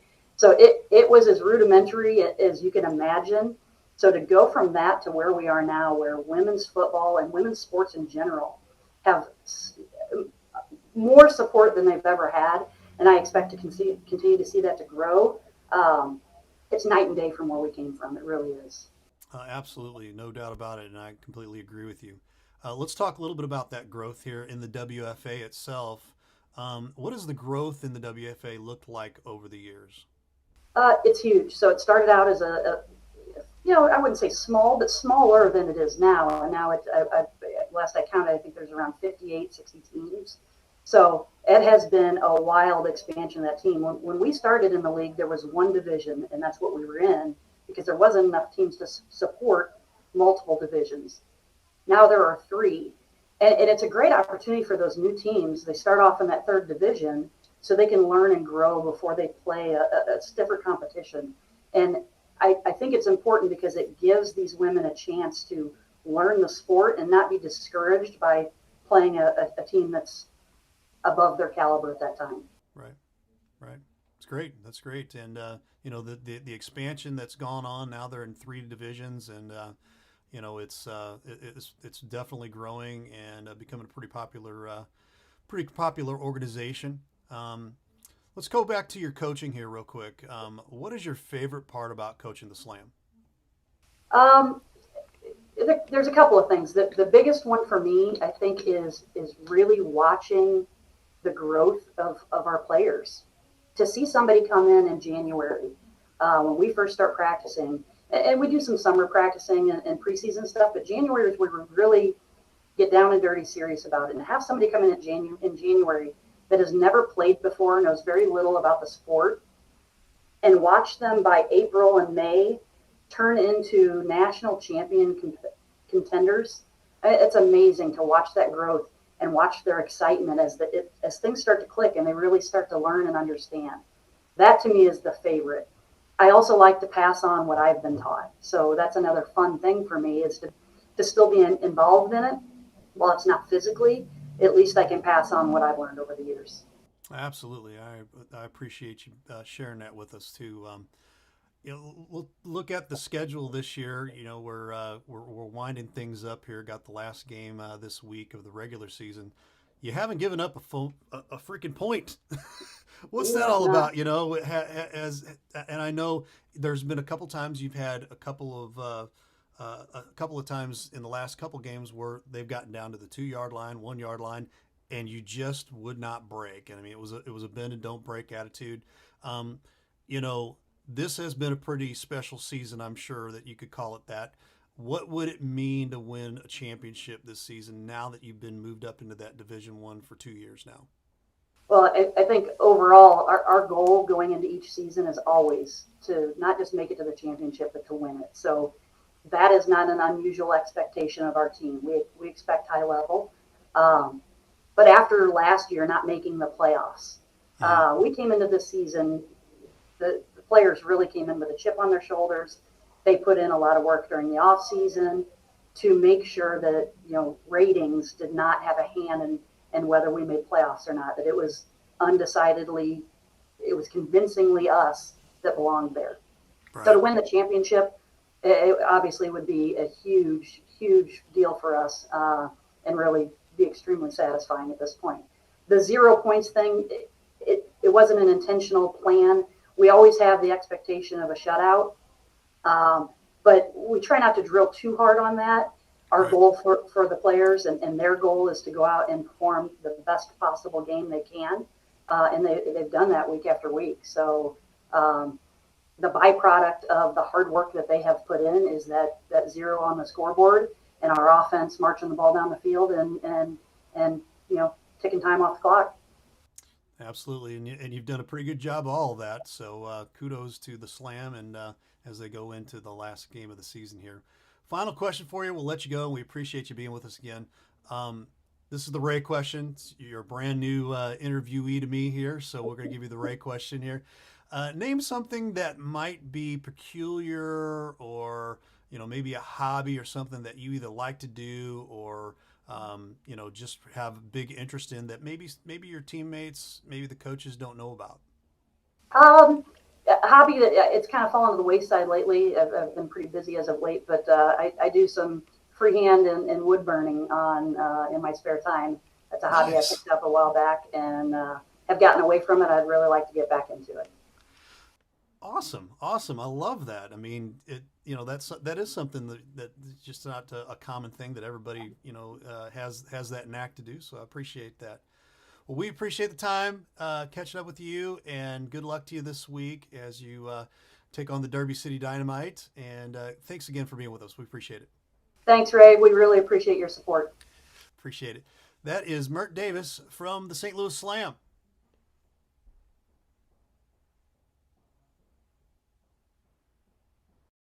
Hey, Ray Halbrook here with Livestream STL Media. You know, we wear a lot of hats in this business, and to tell you the truth, we have a lot of hats from the area here in the Jefferson County and St. Louis County area here, and we'd really just like to tell you about all the different hats that we take care of here with a lot of different schools, a lot of different organizations, things like that. So as I'm doing this hat, you might be thinking, you know, hey, I'm a business, and you know, I'm looking for a way to advertise my business. Well, here's a perfect way right here. Advertise with us here at Livestream STL. Real easy. Sponsor with us, 314-852-4398. I promise you will not be disappointed as we continue our hats here, because we wear a lot of hats. We'd love to wear your hat as a business as well. So partner with us as we continue our amazing coverage in the Jefferson County and St. Louis County area. We'd love to have you on here as a business, so consider giving us a call. Again, I'll throw this up here real quick, 314-852-4398. And again, like I said, your business helps us continue the great coverage in Jefferson County. I've got a handful more here, but man, we'd really love to have you as a part of our businesses as well. Again, if you're a business, big business, small business, doesn't matter, give us a call, 314-852-4398. I promise you will not be disappointed, as I got 2 more hats left here. And man, we appreciate having all of the amazing businesses in Jefferson County and St. Louis County. So again, give us a call, 314-852-4398. I promise you will not regret it. Have a great day. Hey Dylan, check this out. It says right here, your father and I are second cousins. We're related. Well, if that's the case, you owe me a graduation present. Very funny. At least you can say you're related to an all-conference and all-district baseball player. How does that feel? I will admit, that's pretty cool. That's pretty cool. Hey Dalen. Yeah? At least you could say you're related to a famous sports media person. What's that like? I wouldn't know. But I do know to watch the Main Street Sports Show on Livestream STL. The Main Street Sports Show, shining a light in Jefferson County. Very funny. Mama's on the Hill, home of the original toasted ravioli. For reservations, gift cards, and banquet and catering inquiries, contact them at 314-776-3100, located at 2132 Edwards in St. Louis, Missouri. Check them out on the web on mamasonthehill.com. Follow them on Facebook and Instagram for exclusive holiday offers. The Jefferson County Tourism Commission invites you to explore the natural beauty, fine dining, parks, wineries and breweries, scenic drives, historic sites, and even a local raceway. All this and so much more. All these things can be found right here in Jefferson County, Missouri. Plan your trip today at visitjeffersoncounty.com, the main source for all things Jefferson County. You've been wondering what a new transport can do for you? You found the right video. Ryan, take it away. Whether it's getting your units picked up and delivered, having a question about a bill, or if we're in the unfortunate circumstance where your vehicle was damaged in transit, we've got you covered. We can also provide nationwide vehicle storage along with title and registration services in all 50 states in the U.S. and are now licensed to conduct moves within Canada. Please visit our website at anewtransport.com or reach out to us for more information. Guys, I've always wanted to ask you this since you're both pitchers. What's your favorite pitch? It's a fastball? Okay, I know. It's a curveball. No? Okay, well, what's your favorite pitch? Oh yeah. Spitball. The Main Street Sports Show. You never know what we're going to throw at you.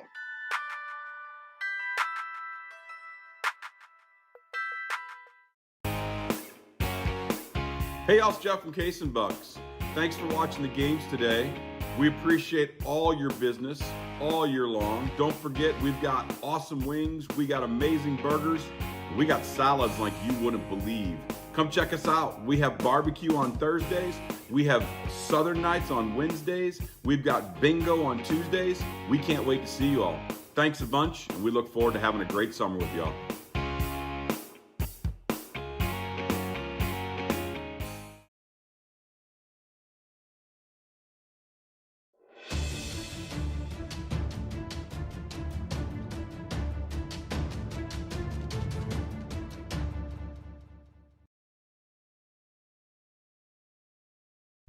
It's halftime, 23-14 our score here. The St. Louis Slam over the Minnesota Vixen. Thanks for being with us for halftime here. Tanner, we're taking a look at some interesting play here. First half, St. Louis especially, they knew coming into this is going to be a tough one here. It's really, really difficult to beat a team 3 times. And we've got a situation where they knew that they're going to have to overcome a few things early on.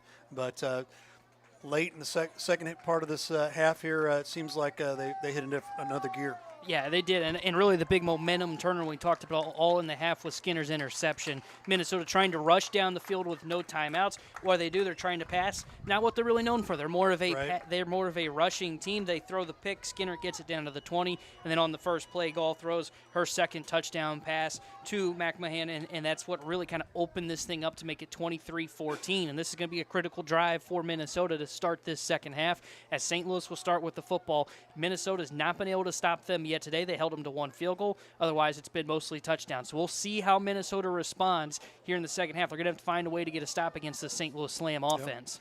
Your thoughts for both teams? What do they got to do to make their way to Canton at the second half? Well, if you're St. Louis, it's going to be kind of what you've been doing. Establish the run, helps lead to the pass, which we've seen, which has been successful. And defensively, they're going to have to try and win in the trenches right now, because that was the thing that was successful for Minnesota in that first half. Did a really good job establishing the run, big chunk plays, and we'll see if they can continue to do that. And for Minnesota to get to Canton, not only is it going to continue with that run game that we just talked about, it's going to be with their defense as well. The defense is going to have to find a way to come up with some stops. They haven't had any answers in the first half. If they want to get to Canton to take on Boston, they're going to have to find a way to slow down this St. Louis offense, which totaled 207 yards in that first half. Absolutely, and the important part about this second half, especially for both teams here, you cannot lose your composure at all in a situation like this. You're one step away from Canton, and it's important to put your best foot forward as we get started here for the second half. As Minnesota will kick this one away. They are going left to right now to start the second half. As they will send it away to the Slam, who've got 3 players back there. Humphrey, Hall, and I can't quite tell who the third one is. As the kick is away, it's going to be right at Taylor Hay. She's got it, runs up the middle, right around the 35. Now she's going to kind of hesitate, stop. She's going to be dragged down right before the 40-yard line. Nice tackle there from the Minnesota player. As in on that tackle, I believe, was Megan Myers.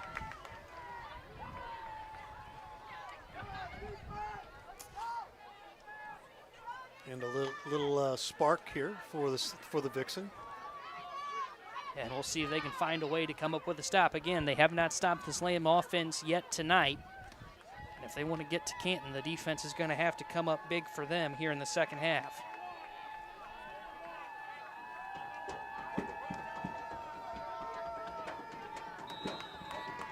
Slam get ready to go here as we see Jada Humphrey on the right hip of the quarterback Gall. Gall had a really good first half commanding this offense. She's going to drop back to pass to start things. She's going to air it out towards that far side. The catch is made with a burst of speed up that far sideline, as that was Nesbitt on the catch. And she is going to have a first down as she's knocked out of bounds right around the 50-yard line. And you're kind of seeing some up-tempo here as well. So they get into Minnesota territory. They spot that at the 49-yard line. Gall in the now 9 of 13 for 146 passing yards and 2 touchdowns. The snap, they're going to hand this off to Humphrey, who goes towards that right edge. Now she's got a little bit of a seam, and she'll be dragged down from behind right around that 46-yard line. So a gain of about 3 on first down. Humphrey had a really nice first half as well. Just taking a look at her numbers. Jada Humphrey, 62 yards on 10 carries in the first half. Had 1 rushing touchdown as well.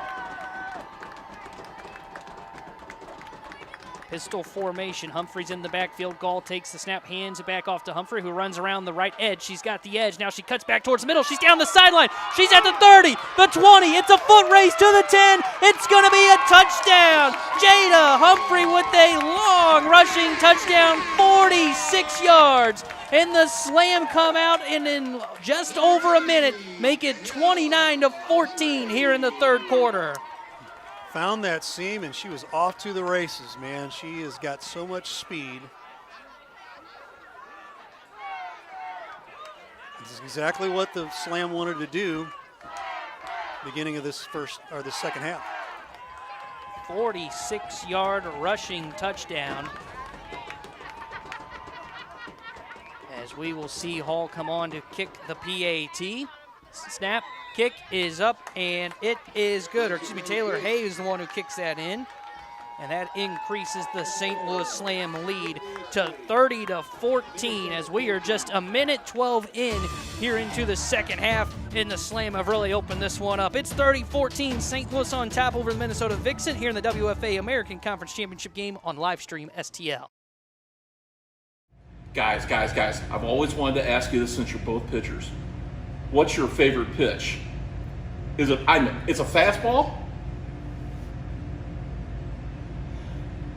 Okay, I know. It's a curveball. No? Okay, well, what's your favorite pitch? Oh, yeah. Spitball. The Main Street Sports Show. You never know what we're going to throw at you.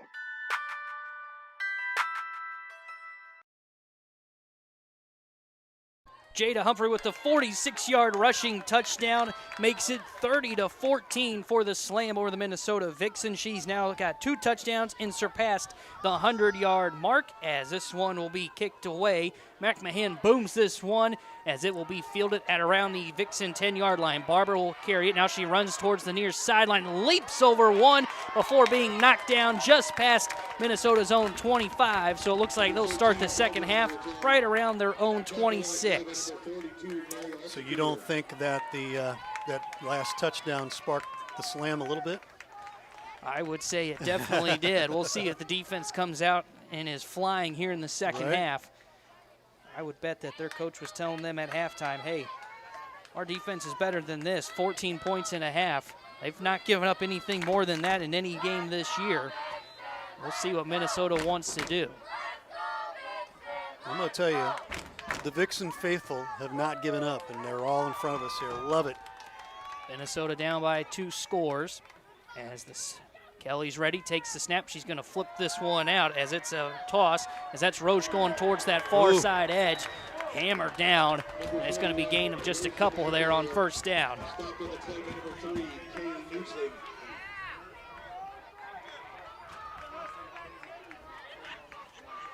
Sarah Roche has been the leading rusher for Minnesota. She got to about the 32-yard line there, so about a gain of 5. Second down, 5. As we see Minnesota taking their time, trying to figure out what they're going to do here. As we see Kelly pistol formation. 2 wide receivers on the right, 1 on the left. Looks like a blitz could be coming. The snap, they're going to run the option, and they're going to be able to pitch this one off. I believe Roche was the one who got it. As on the carry, correction, that was Shania Sparrow who had that carry. We're going to run downstairs here to Jeff Whitener. Jeff Whitener, what do you got for us? Well, real quick, Ray, and I'm not sure if Tanner realizes this or not, but this is the reverse curse of the live stream interview. Once again, this week we've had another player that you interviewed, this time Jada Humphrey. This week, before that, it was Mary Altpeter. She had a great game against the Cali War, and Jada Humphrey this week is going off so far. As they hand this one off to Roche, she pushes forward And I don't think she got the first down. It looks like she's going to be short, so the Slam are going to force 4th and short, and now it's going to be decision time for the Minnesota Vixen. Well. Yeah, we've been pretty fortunate to interview some good players here, and then the next week they have just a breakout game and things like that. I'm not saying we're taking full credit for it, but I just think that it's really fun. So it's 4th and 1, it looks like, for Minnesota. Big play coming here. We'll see what they want to do. Kelly is at quarterback. Takes the snap. She's going to hand it off. The Slam flying around the edge, and it's going to be a big stop for St. Louis as it's going to be a turnover on downs as they were able to blow up that play, and that is going to be a turnover. I believe that was Alicia Strauss that made that tackle in the backfield, and that's going to give the Slam the football at the Minnesota 35. That was huge. Now you've got the short field, a chance to put this game away here early.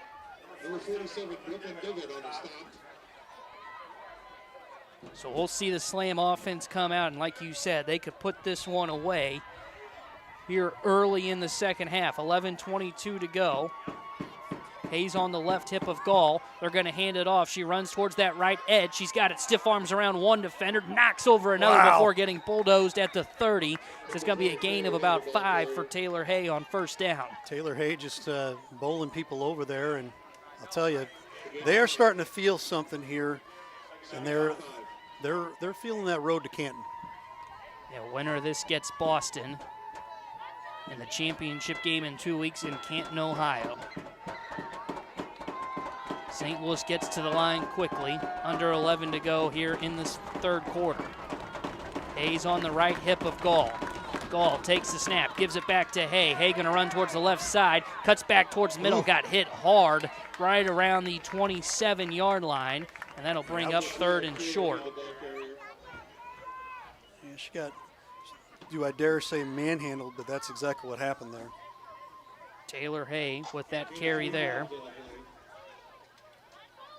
She remains at running back. It's going to be about 3rd and 2. Ball's at Minnesota's 27-yard line. Hayes on the right hip of Gall. They're going to send in motion. That's McMahon. She's got 2 reception touchdowns today. They're going to hand it off to Hay. Hay's going to have to bounce around. She's got some pressure coming. She's going to be dropped behind the line of scrimmage as she's brought down at the 31. That's going to be a loss of about 4 for the Slam and bring up 4th down. She kind of had nowhere to go there, tried to make something out of nothing. Unfortunately, was just pulled down for a loss there. So decision time for the Slam. It's about 4th and 7. Slam today have not gone for it on 4th down. They've been able to avoid that. They had one chance and they decided to kick a field goal early in the first quarter. They're going to go for it here. Gall, shotgun formation. McMahon's on the left here. The snap, play action. She's looking that way. McMahon's open over the middle. Oh, and it's in and out of her hands. She saw the end zone there in front of her. She catches that. She's probably gone. And instead, it's incomplete in a turnover on downs in a crucial stop for the Minnesota defense with 9:13 to go here in the third. Tanner, you're exactly right. I think she saw the end zone before the ball came before it to her hands. Had she caught that, she had her defender on her hip and behind her, so she probably would have been gone. Would have been a foot race, but we won't know as it was dropped. 9:13 to go in the third. Minnesota down 2 scores. They trail by 16, 30-14, our score. We hope you're enjoying tonight's presentation of Slam football.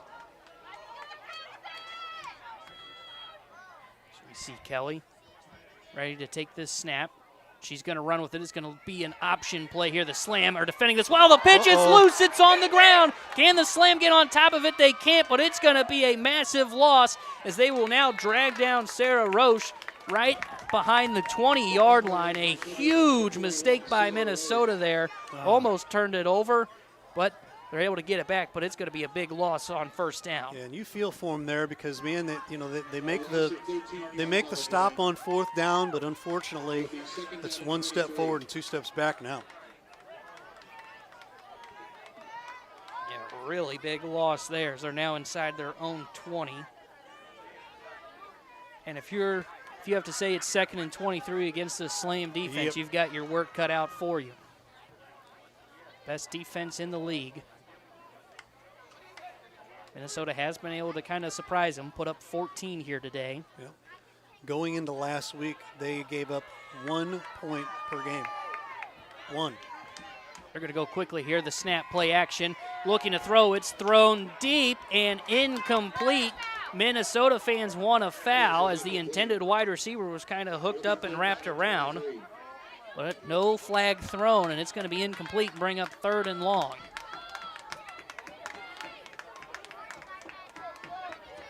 A lot of hand fighting going on that route. Kelly's pass is incomplete, though.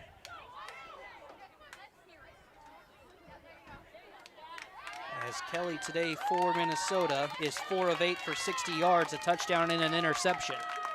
8:03 to go in the third quarter. 3rd and a country mile. As Kelly's in pistol formation. Roche is on her, behind her here. Now the snap. Kelly's looking to throw. She's going to throw it wide open. The catch will be made, but the slam will just touch down the player that made that catch. As I believe making that catch was Shania Sparrow, and that's going to bring up 4th and long and force Minnesota to punt the football. Well, the unfortunate bounce there on that flip, and Minnesota unfortunately going to have to give the ball up here, trailing 30-14 here. 7:58 to go. Jada Humphrey is back to return this punt for St. Louis. She's standing right around that midfield line.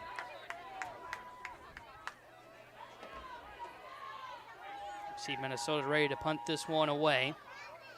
See if the Slam get after this. Oh, almost blocked as flying in there for the Slam was it, but this is a friendly bounce for Minnesota as it'll bounce just around that 30-yard line and just inside of it.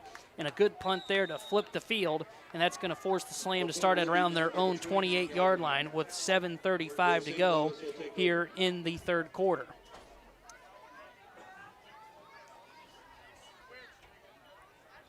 Well, now you're the Slam here. You've got control, ball control. You got time on your side here.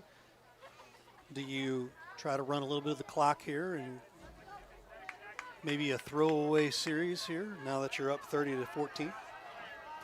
See how aggressive St. Louis is. 2 scores, technically. Humphrey is in the backfield. She's rushed for over 100 yards today. She's got 2 rushing touchdowns as well. 1 of 46 yards, 1 of just 1 yard. Shotgun formation for the Slam. Humphrey's on the right hip of Gall. Gall takes the snap. She's going to look to pass. She's going to air it out towards that far side. It's caught now cutting towards the middle as that's Nutzling with it. She gets across for a first down as she's knocked down at the 41. One play equals a first down for the Slam. Well, they're making a liar out of it. At this point, they're saying, you know, we're just going to continue to chuck it down the field. You don't want to lose your identity even though you're up big, and that's true. What St. Louis did just there. Very good balance in terms of the rushing and passing. In the first half, they had 207 yards total. Most of that was in the air. Pistol formation now for Gall. She takes the snap. She's going to hand it off to Humphrey, who runs towards this near side, makes a cut. Now cuts towards the 50-yard line. She'll be dragged down right about the 48, so a good gain there on first down of about 6. Little juke there and pick up an extra few yards. Pick up 6 yards. 2nd down, 4. Minnesota crowd trying to pump up the defense. They know a stop is critical here. As an another touchdown will make this game tough to come back from for Minnesota. 6:27 to go, 2nd and 4. The snap.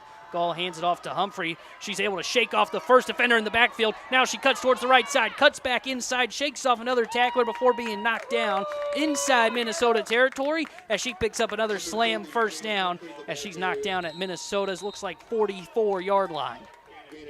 Looks like we might have a official's timeout. Maybe not. Nope, he is winding the clock back up. Slam really establishing the run with Humphrey today, as she is now at 125 yards by my calculation.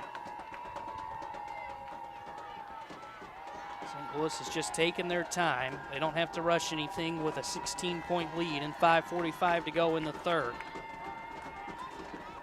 There's 2 wide receivers on the right, 2 on the left. Humphrey's in the backfield. Gall surveys the defense, trying to see if there'll be a blitz coming or not. The snap, they're going to drop back in coverage. Gall's looking, throws it over the middle of the field. This is knocked down. She tried to thread the needle, but she couldn't get it there as it's incomplete, as I think knocking that pass away might have been Megan Dixon, and that's going to bring up 2nd and 10. Might have tried to squeeze that in there a little too tight that time around. Gall gets her signals from the sideline. Now comes set again. Humphrey's in the backfield. The snap. She hands it off to Humphrey with a burst of speed. She cuts towards the outside on the right side, cuts back towards the middle. On that cut, she was able to juke out one defender before being run into by a pile of Vixen players. That's a good gain on 2nd down, and that's going to make it 3rd and manageable. Gain of 7 on that play. It'll be 3rd down and 3. This ball's at Minnesota's 37-yard line. 3rd and 3. Opens up everything potentially here for St. Louis. If they want to, they could run the ball. They may be able to pass as well. Under 5 to go. They've now got Taylor Hay in the backfield. The snap. They're going to hand it off to Hay, who runs towards the left side. She tries to find a seam. She was dragged down, and it looks like she's got enough for a first down as the Slam continue to be methodical on this drive. Methodical indeed. Another first down here. I was getting radioed in from downstairs. The overwhelming, traveling Vixen fans have been unbelievable, and we want to give them kudos. Jeff said it's a herd of Vixen down there, so I think that's right. First down for the Slam. Taylor Hayes in the backfield. There's 3 wide receivers. Trips to the right of Gall.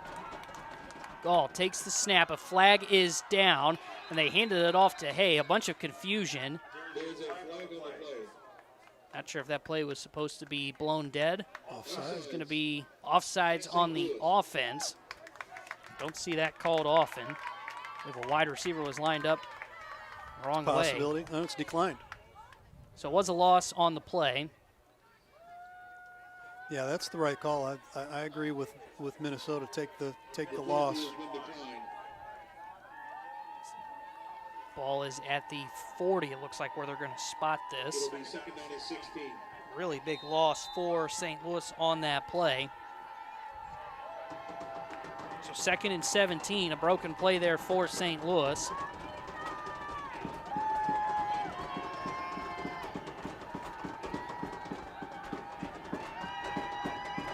Looks like they get everything relayed. This is maybe the chance that Minnesota need to get that big pushback on first down. Agreed. There's trips to the right.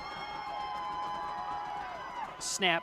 Gall's looking to throw. She's going to air it out towards the far side. Overshot. I believe that's Nutzling that she was trying to get that to. And that's going to bring up 3rd and 17. Well, this here may be another one of those series here. You play the field position game here. You could just push them back, and maybe a little pooch kick if you want to. If it gets to 4th down, you pin them in their end. 3:27 to go here in the 3rd quarter. There are 2 wide receivers to the left. The tight end's on that side as well. 1 wide receiver on the right. They're going to run the ball with Taylor Hay. She's got the edge on the left side. She cuts towards the sideline, cuts back inside. She's knocked down right around the 28. That was a big saving tackle from Minnesota, as I believe on that tackle,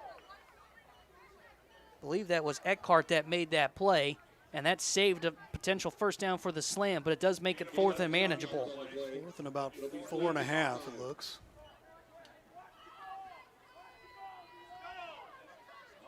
Ball is at the 28 of Minnesota, it looks like. So it brings up about 4th and 5. Hay remains in the backfield. 2 wide receivers on the left, 2 to the right of Gall. Gall looks back to the sideline, maybe changing the play. Hay will now move to her left hip. Jamie Gall's had a great game today at quarterback. Surveys the defense. A blitz could be coming from Minnesota. The snap handled by Gall. It is a pass. She's going to step up in the pocket. She's going to throw, and a nice catch there. Unbelievable play. That was McMahon who was able to reach behind her while sliding, make the catch, and give the Slam another first down. That was a key pass there, wasn't it, Tanner? Yeah, that was a great play on both ends. I thought for sure maybe the pass being behind may be incomplete, but McMahon did a great job to adjust, and that puts St. Louis back in the red zone as they are at the 18-yard line.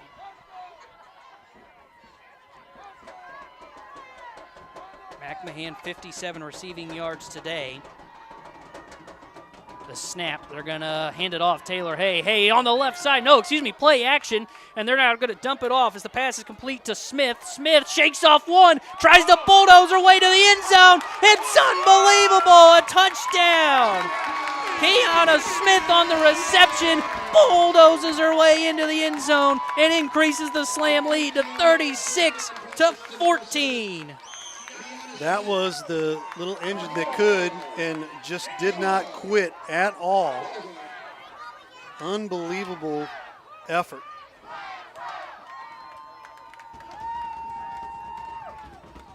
So that passing touchdown makes it 36-14 with 1:30 to go here in the third quarter. The snap, the hold is good. Taylor Hayes' PAT is up, and it is good. So the Slam have really jumped on Minnesota here in the second half as they increase the lead to 37-14 with 1.5 minutes to go in the third quarter. You're watching the WFA American Conference Championship game here on Livestream STL.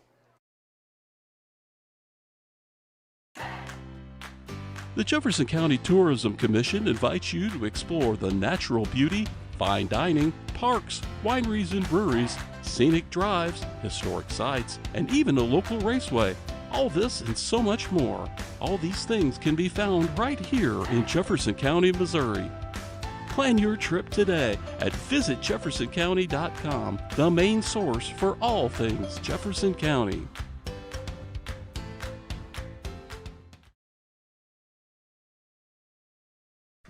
The St. Louis Slam have increased the lead to 37-14 with 1:30 to go in the third quarter, thanks to that 18-yard passing touchdown from Gall to Kiana Smith.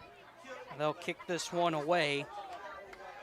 Well, and I've been remiss in my herd duties. It is not a herd of fox. It is a skulk of fox. So a vixen, I should say. So a skulk of vixen. McMahon blasts this one where it's fielded at around the 10-yard line as Barber has it. Now she dekes around to the 30, stiff arms one Slam defender before being knocked down by 3 more. She gets just past the 30 to about the 31-yard line. I just have to say, Vixen fans, you got a great skulk of Vixen out here today. I had to get it in there, Tanner. Yeah, it looks like we've got a Slam player down. Potentially cramping would be what I would say that is. Once we know who that is that's down, we'll inform you. So the Slam, who have put up 14 points here in this half, as they now lead it 37-14.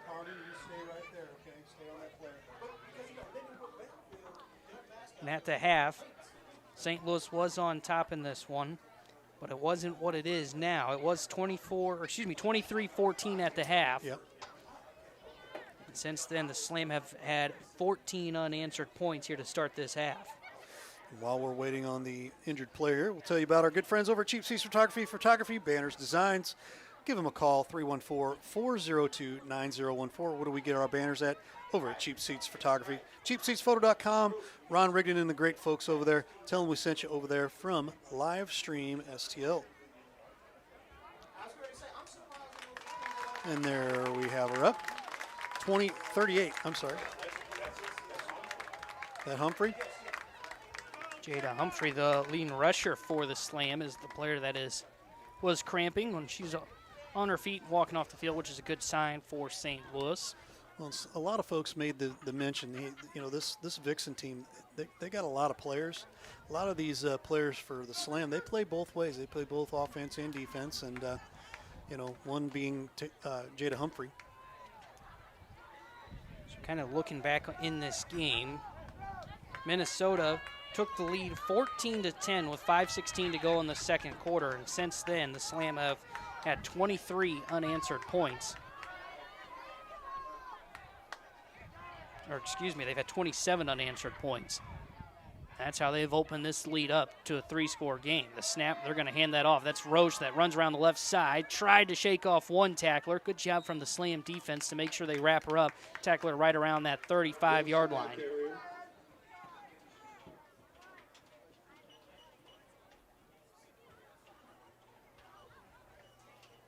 Again, we appreciate everybody being on the different outlets. 57 seconds to go here in the third quarter.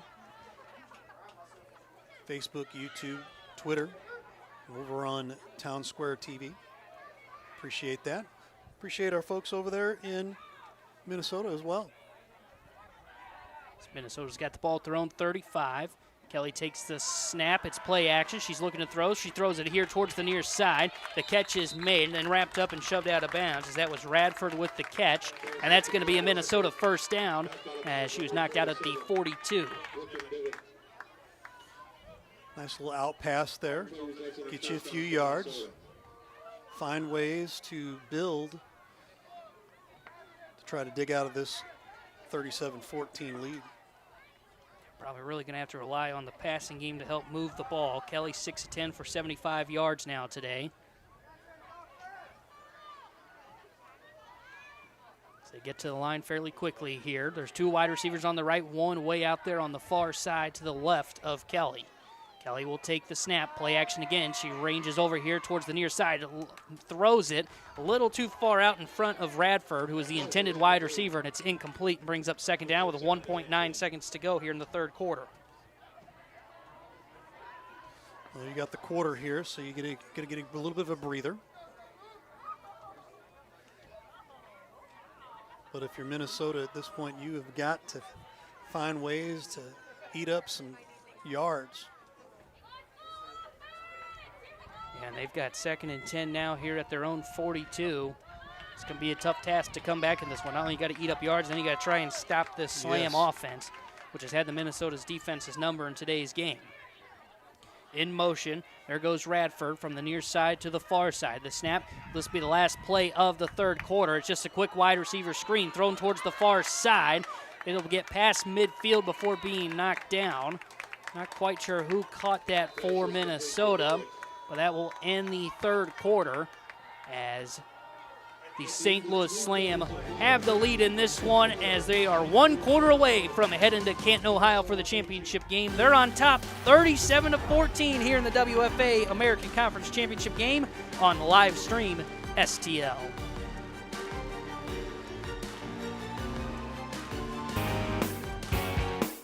Hey, y'all, it's Jeff from Case and Bucks. Thanks for watching the games today. We appreciate all your business all year long. Don't forget, we've got awesome wings, we got amazing burgers, and we got salads like you wouldn't believe. Come check us out. We have barbecue on Thursdays. We have Southern Nights on Wednesdays. We've got bingo on Tuesdays. We can't wait to see you all. Thanks a bunch, and we look forward to having a great summer with y'all.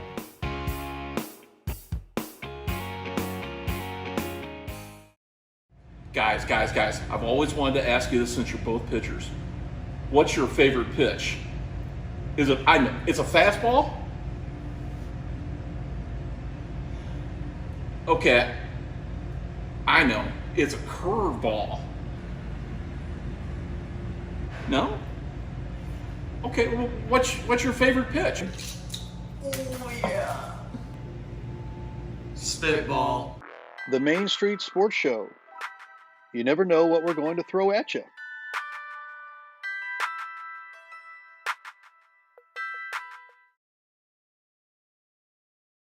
Ready to start the fourth quarter here in the WFA American Conference Championship game as the St. Louis Slam are up 37-14 over the Minnesota Vixen. And Minnesota will start here at the St. Louis Slam 49-yard line, 3rd and 1. 27 unanswered points here for St. Louis has allowed them to really open this game up. As the snap, they're going to pitch it out. That's Roche who's got the right side. She's got a first down, cuts up the middle. She's got a seam, and she's going to be dragged down and thrown down at the 30-yard line. That was a potential touchdown-saving tackle there from St. Louis, and I believe that was Sierra Morgan that made that tackle. Well, very, very close to a horse collar as well there. Roche got a burst of speed on that handoff. Yeah, good seam, good blocking there for the Vixen. And if you're the Vixen, you need to score quickly here as you're trailing by 23. They're going to line up kind of in a heavy set there towards the right side. Kelly takes the snap, hands it off. No, excuse me, play action. She's going to throw on the run. The pass is completed. That is caught, cut up the middle by Radford. Radford's got a seam. She's gone. She's into the end zone, and the Vixen get a much-needed touchdown, as that's a 30-yard passing touchdown from Kelly over to Jackie Radford, and that gets the Vixen back in this one as it's now 37-20. Got a little seam, was able to break away, and in the end zone for the Vixen. Back-to-back touchdowns have been set up nicely from both teams through play action. As we're going to see the PAT come up here. And it's on to kick this. Eckhart, kick is up, and the kick is good. So Minnesota, a much-needed touchdown. Less than a minute into the third quarter as they cut the lead down to 16. It's 37-21, the St. Louis Slam on top as you're watching the WFA American Conference Championship game here on Livestream STL. Mama's on the Hill, home of the original toasted ravioli. For reservations, gift cards, and banquet and catering inquiries, contact them at 314-776-3100, located at 2132 Edwards in St. Louis, Missouri. Check them out on the web on mamasonthehill.com. Follow them on Facebook and Instagram for exclusive holiday offers.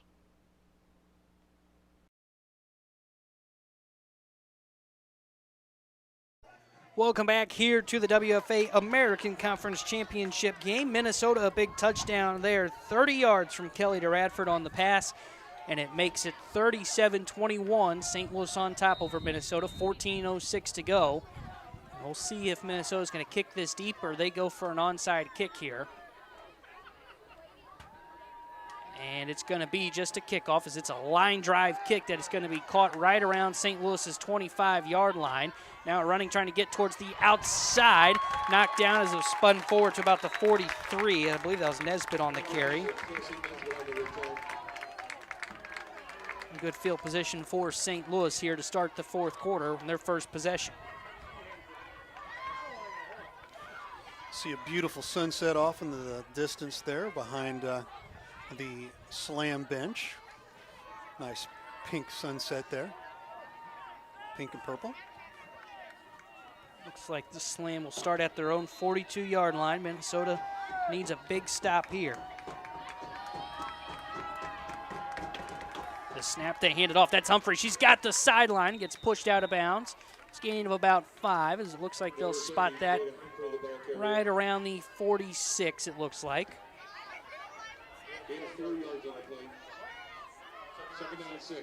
Jada Humphreys had a really good game for the Slam today.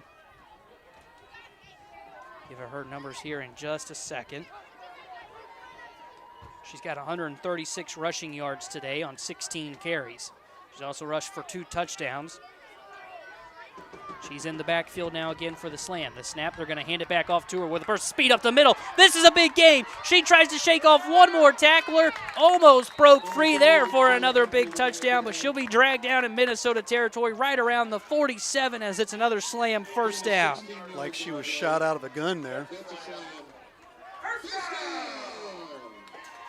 To the 37 she was able to get to there. That's a gain of 17. The way she's running, she'll probably eclipse 150 tonight, maybe more. She's definitely been, I would say, probably the MVP of this game. Although fighting for that spot as well as Jamie Gall, who's 12 of 19 for 188 yards and 3 touchdowns. I agree. Gall takes the snap. She hands it back off to Humphrey. This time it's not going to be as much. Oh, excuse me. She was able to break free and gain 5 yards. I thought she was going to be stopped in the backfield, but she was able to shed off the first tackler and gain of about 3 or 4 on first down. Keep shooting it out of the gun right there, Tanner. Yeah, keep feeding that hot hand. Humphrey might be able to just carry into the end zone on this drive by herself. She got to about the 33 there. So it's a pickup of about 4.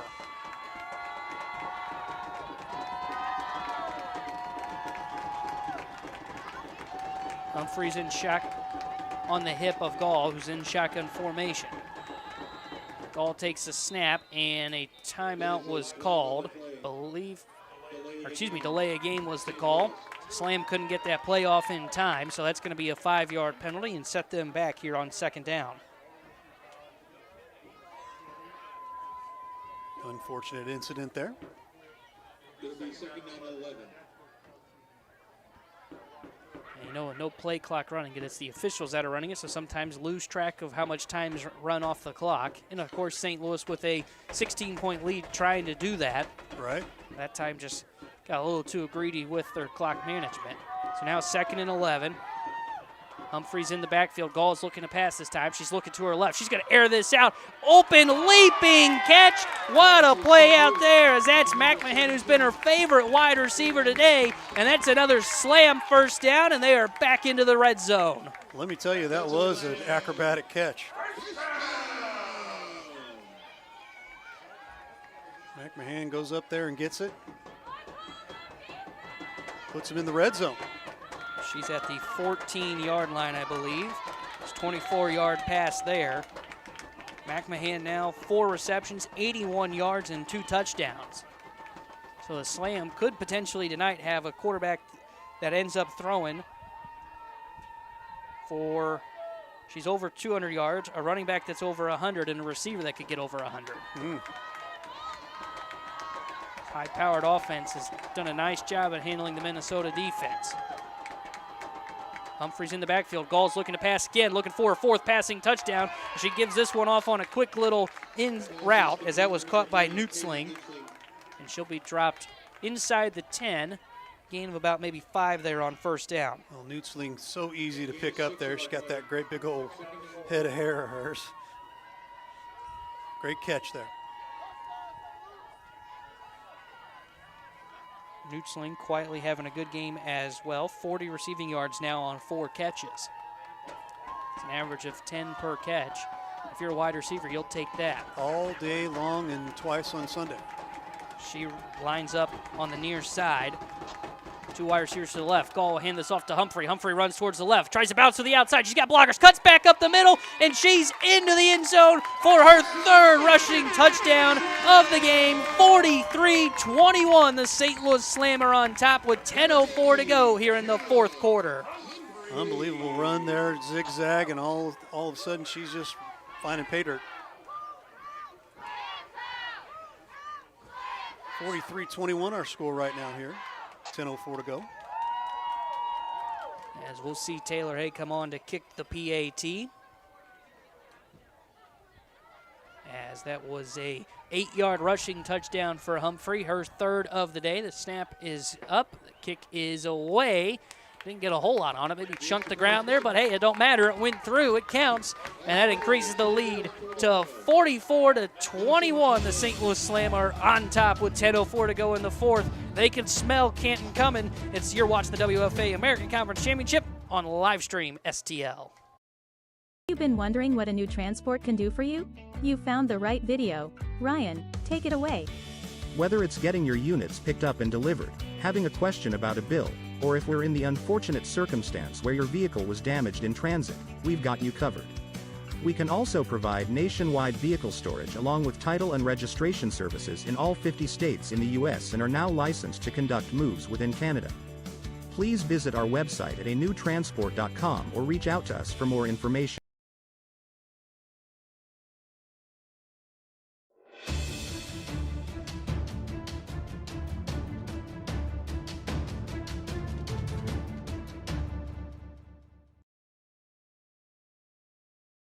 The Slam lead this one 44-21 with 10:04 to go here in the American Conference Championship game. As a winner of this is off to Canton, Ohio for the championship game against Boston, as this kick was fielded right around the 15 as it's brought ahead. Oh, this is a big run for Minnesota. Good return as it's just around the 40-yard line before being dragged down, as that was Barber on the carry. Another good return. She's done a pretty good job in returning kickoffs today. Yeah, good return on that one there. Minnesota will have to go quickly. Trailing by 23. 3 scores. They trail by, under 10 to go in the fourth. But they've got good field position to start this drive.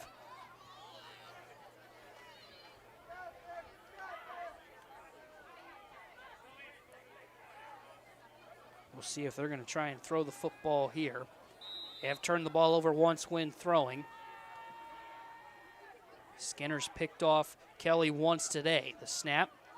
They're going to hand this one off. That's Rose. She runs towards the right side, avoids the first tackler, now cuts up the middle. She's going to avoid another past the 50 to the 45 before being tripped up. Big tackle there from Nutzling that made that play. Otherwise, there may have been a one play, one score for Minnesota. I agree with you. She was one slip away from being on the other end of the football field. Roche was able to get to the St. Louis 42-yard line. Good run there. Roche has rushed for 84 yards now on 19 carries. Kelly ready here. Pistol formation. Takes the snap. She's going to pitch it out here towards the near side. Running with it. Cutting back towards the middle. This is a big seam. All of a sudden, Minnesota's got some momentum with the rushing game, as that's a big carry for Minnesota into the red zone, as I believe on that carry was Erica Rhodes. Eating up some yardage there, aren't they? Yeah, this drive, 2 plays, and all of a sudden they're in the red zone, and St. Louis wants to kind of ice this game. This is not the drive that they were looking to have from the defensive point of view. It's not the time to take your foot off the gas. 2 plays, and Minnesota is at the 19 of St. Louis. 8:34 to go. Slam fans chanting for the defense, trying to help them gain some extra oomph here on this drive and come up with a stop. Play action. Kelly's looking to throw. She's going to dump it off. Big hit on the moment the reception was caught, and now the Slam will swarm to the football as they will take down, I believe making that catch was Sparrow. Not much on that play. In fact, it looks like it's going to lose about 2 yards.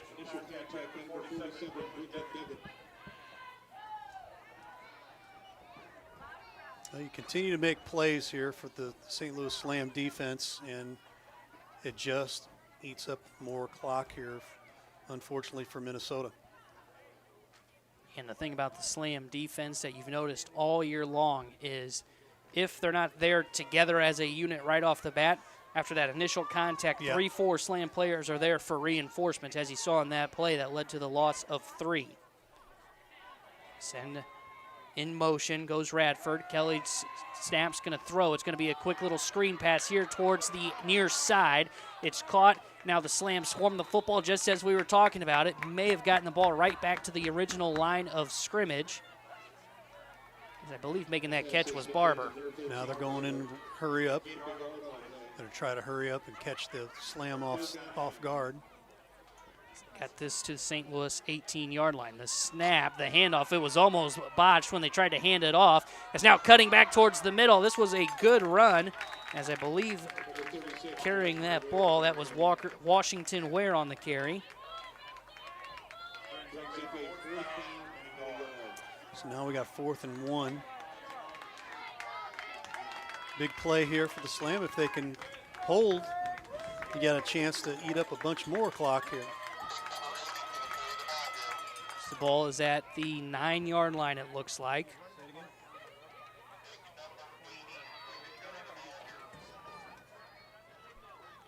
As it's 4th down, about 4th and an inch. Look for number 80 to get the ball here. The snap, they're going to go play action. Kelly throws on the run. Big hit right at the line of scrimmage, able to push forward. That might be a first down. I think it will be, as they dumped it off to Sparrow. Yeah, you can tell the dejection there from the defense there. Defensive player that made the stop. Unfortunately, they got that first down. The tackle was almost made to force the stop.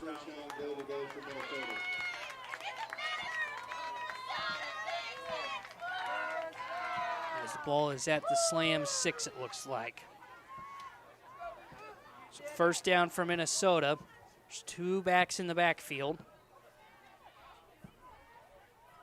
Snap, and they're going to hand it off. I believe that's Sparrow that got the carry. And she's picked up off her feet and dragged back. She may have gained 2 with forward progress.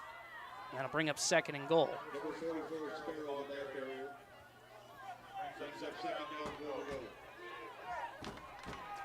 5:15 to go here in the game.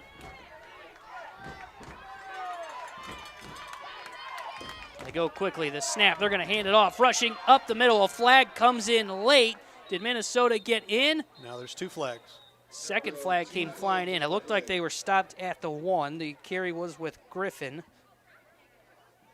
We'll see what the flag is. It came from our back judge in the end zone. So not quite sure what he could have seen there. They're going to call a hold against Minnesota. And I believe unsportsmanlike conduct on St. Louis. So it's going to be offsetting penalties. And if I'm not mistaken, we're going to redo 2nd and goal from the 4. So I'm getting a too many men on the field. There it is, too many men on the field. Yep. Too many men on the field and holding, so those penalties offset. So we'll redo 2nd down here. That never happened. Use your little, I don't remember what they call it in Men in Black, but we're going to flash your memory Flashy so you thingy. forget that play. The flashy thingy. Empty set here for Kelly now. As they're going to run in motion Radford. The snap, they're going to pitch it to Radford. Radford on the right side. She cuts back towards the middle, and she is in for another Minnesota touchdown. A flag comes in late, so let's hold on. This may not count, and it won't. Minnesota's going to get called for another holding penalty. That'll back them up 10 yards. And just when you think they punched it back into the end zone, they have a penalty that's going to cost them and make it now 2nd and goal from the 14. That unfortunate 1 step forward and 2 steps back happened to them a couple times tonight. You mentioned this at the beginning of the game here, that they had to play a perfect game. And for the most part, you got to give them monster kudos here, 21 points. Yep, and the play that really cost them, and Jeff Widener, who's on the sidelines for us, he called it. A turnover could be the thing that could turn this game around, as there's a injured player on the field. Not sure who is down. Maybe a timeout was taken. No, there's an injured player being tended to right here. It's a Slam player, and when we know who that is, I can't we'll get a let number you know. because she's turned the wrong way here. Yeah, the interception was costly for Minnesota, as towards the end of the second half, or excuse me, towards the end of the first half, they were trailing in the game 16-14 with no timeouts. They tried to go down the length of the field And they threw a pick, a crucial pick that Jamie Skinner picked off, took it back to the 20, and then on the first play, the Slam had a 20-yard passing touchdown with 10 seconds to go to really open up the game to 23-14. 95. As the injured player is Lakeisha Robinson. She is coming off gingerly. She walks off on her own power, which is a good sign to see.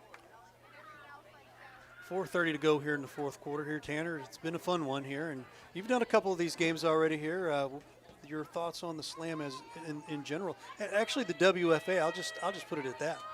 Yeah, well, it's been a competitive football game as we kind of expected, and give kudos to both sides. In the Slam, they're really good on both ends of the football. Very good offensively. They can run the football with a two-headed monster in Taylor Hay and then also Jada Humphrey. And then give credit to Jamie Gall. She's put together another great game at that quarterback position. And then the defense, though it's given up 21 points tonight, has played very well today as they are one of the best defensive teams in the league. It'll be fun to see them potentially compete in Canton if they can hold on here. Yes. In motion, the snap. Kelly comes. There's a blitz coming. Pressure on her. She throws one towards the end zone. Incomplete, as that was intended for, I believe, Barber. Great coverage there from St. Louis as it's incomplete, and that's going to bring up 3rd and goal from the 14. I think that defender for the Slam was Kiana Smith.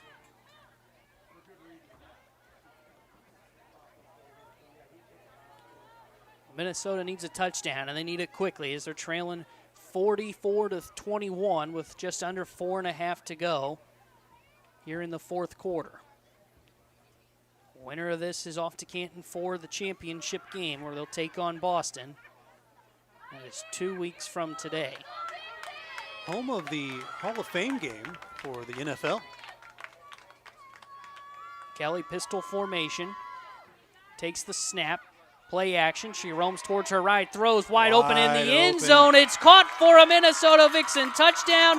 This time there are no flags down. And Minnesota's back on the board as it cut into the lead to make it 44-27. And I believe making that catch, actually not sure who came down with that.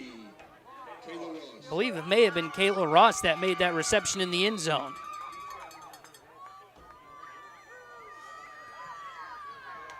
I mean, she could not have been more wide open. Yeah, the play action really drew in that Slam defense. The play action absolutely fooled. We're going to see Minnesota go for 2 here. Ross, the touchdown receiver's on the far side now. Minnesota take the snap. They're going to try. No, play action. They're going to throw. The throw on the run. It was short. Was it caught? If it was, no. Would have been an incredible catch as it was intended for Sparrow, but she wasn't able to catch that one as it bounced right around her feet, and the 2-point conversion is no good. So the Slam lead this one 44-27 with 4:19 to go here in the fourth quarter. St. Louis looks to close this one out and head to Canton for the championship game as you watch the WFA American Conference Championship on live stream STL. Guys, I've always wanted to ask you this since you're both pitchers. What's your favorite pitch? It's a fastball? Okay, I know. It's a curveball. No? Okay, well, what's your favorite pitch? Oh, yeah. Spitball. The Main Street Sports Show. You never know what we're going to throw at you.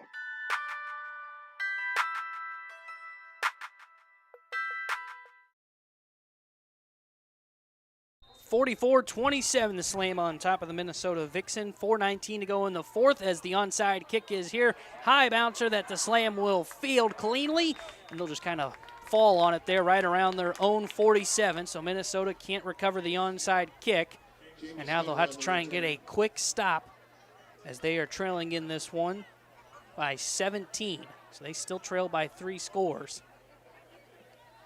Now they do have all 3 of their timeouts, but if they want hoping climbing back into this one, they're going to have to get a stop here. Pretty much a 3 and out is what they need. Absolutely. Slam start at their own 46-yard line.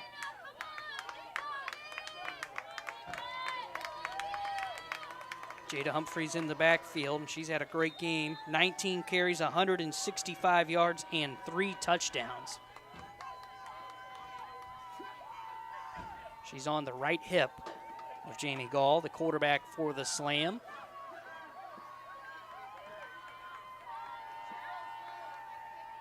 Gall's ready, takes the snap. She's actually looking to throw. She's going to dump this one off as the catch is made. That's Nesbitt on it. Nesbitt's got the seam. She's down the sideline.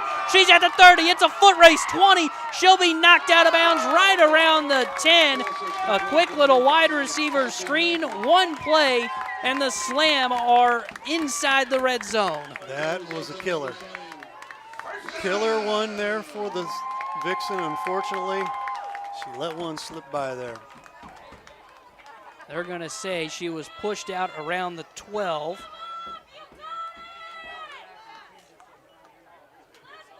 So 1st and 10, and with that pass, Jamie Gall now at 260 yards and has thrown for 3 touchdowns.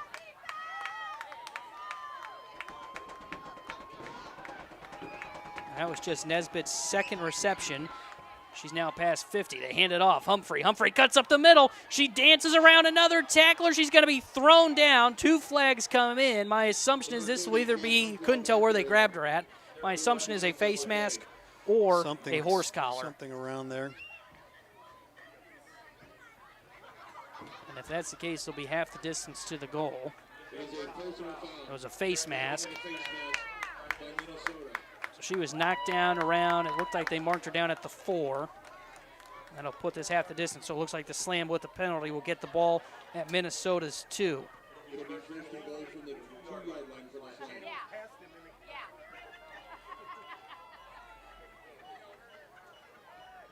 So 1st and goal from the 2. See if they want to run it in with Humphrey looking for her 4th touchdown of the game. The snap, it's low. Gall's just going to have to fall on top of this one as that snap kind of skipped to her. So she'll field it, drop down, and be down at the 5-yard line. I don't think that's happened all season long. As Patrice Fitzpatrick has now moved to the running back position for the Slam. See if maybe they want to get her a carry, try and get her into the end zone here in the American Conference Championship game.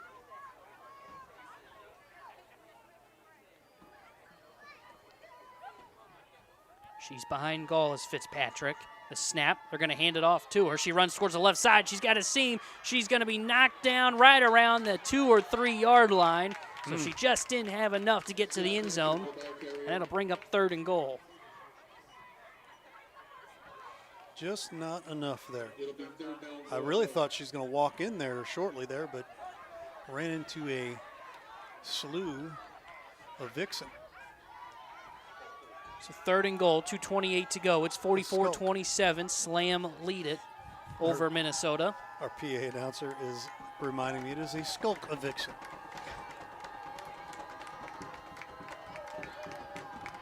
Fireworks go off on the other end of the field. The snap, the handoff. Fitzpatrick got blown up in the backfield. Minnesota with a big stop there. That'll bring up 4th and goal. 4th and goal. What's the call here as we approach 2 minutes to go? See if the Slam looks like they're going to line up to go for this. Don't see the field goal unit out. McMahon has made a field goal that was 27 yards. That was the first points of the game in the first quarter.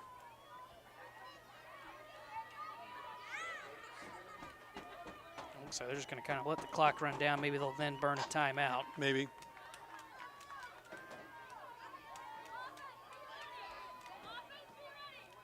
So it is 4th and goal from the 7, and it looks like that's what the Slam are going to do. Maybe they'll just take a delay a game. Yeah, they will. They'll take a delay a game here and back it up 5 more yards. So it'll be 4th and goal from the 12 of Minnesota. Well, and for Minnesota to come in here, the 3rd time around, drop 27 on the Slam is saying something. They've consistently gotten better throughout the season. I was very surprised at their win over Cali about a month ago, I guess it was. But you know, sometimes seasons do that for you. you're able to progress and do what you got to do. It looks like we're going to have a field goal. I believe that's McMahon that's there to kick that. This will be about a 29-yard field goal attempt. The snap is good. The hold is good. The kick is up, and McMahon missed it. I think she pulled it to her left, if I'm not mistaken. So she'll go 1 for 2 in field goals tonight, as it'll be Minnesota will take over there right around their own 19 with 1:11 to go. 44-27 our score. St. Louis is on top. They're just a little over a minute away from heading to Canton to try and capture their 5th championship. Yes. So now all of a sudden you've got the length of the field here, pretty much. Minnesota, like you said, they can, though they are more than likely going to lose this game, a lot to be said that they were able to put up 27 points on the best defense in the league. Exactly. And if you're the Slam, don't want to say it's worrisome, but since in the playoffs, the defense starting to show a little bit of cracks. They're going to throw here. Kelly will dump it off near side, running towards the edge. A gain of just a couple, as the reception there was Erica Rhodes. She'll gain about 3 maybe there on first down. Pass is complete to Erica Rhodes. And I think I think Minnesota took a timeout, if I'm not mistaken there. They did. Burn there first, as we've got 57 seconds left to go here in the 4th quarter in the conference championship game. Going into the huddle here with the Vixen.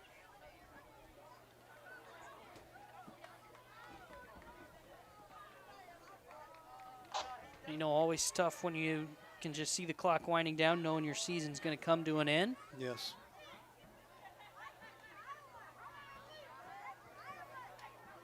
Kind of a tough one there, but you know, for this spectacular season that the Slam are having, you know, you are taking a look at some unfinished business from last season with the Massey index or rating, whatever they call that, the Massey system. They were snubbed last year at 4-2, and they are now 57 seconds away from making their road to Canton. Empty set here for Kelly, the quarterback. They send someone in motion from the near side to the far. The snap, dropping back to pass. Pressure's coming. Kelly steps up in the pocket. She's going to air this one out deep. It is caught just past the 50, then knocked down at around the 45 as that catch was made by Kayla Ross. A huge play for the Minnesota Vixen, and it looks like they're going to take their 2nd timeout. They take their timeouts. Want to tell everybody, especially our folks over in Minnesota, thank you so much for allowing us to bring this to you guys. And we've been in contact with the folks over there at Town Square TV, and great folks to work with, great folks to work alongside. And we had a lot of folks ask Tanner, hey, are the Minnesota Vixen announcers going to announce? And there was a whole lot of no's, and there was a whole lot of disappointed folks. So we hope we lived up to the hype, I guess, if you will. So we do appreciate you guys listening and watching. Tried my best to be a neutral broadcaster, but as the pros will tell you, everybody doesn't think you're very neutral. Well, that too, definitely a face for radio. We've all got a face for radio. 47.6 seconds to go here in the 4th quarter. As Kelly's in the empty set, send someone in motion once again. The snap.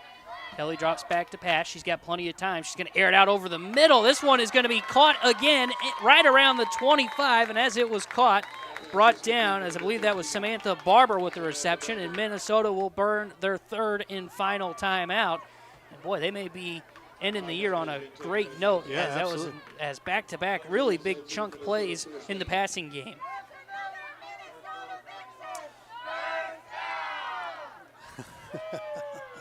Folks in front of us here having a great time here in St. Louis. So there's 37.9 seconds to go, and the Slam look like they will remain perfect on the year, as they've won 2 playoff games now once this one goes final.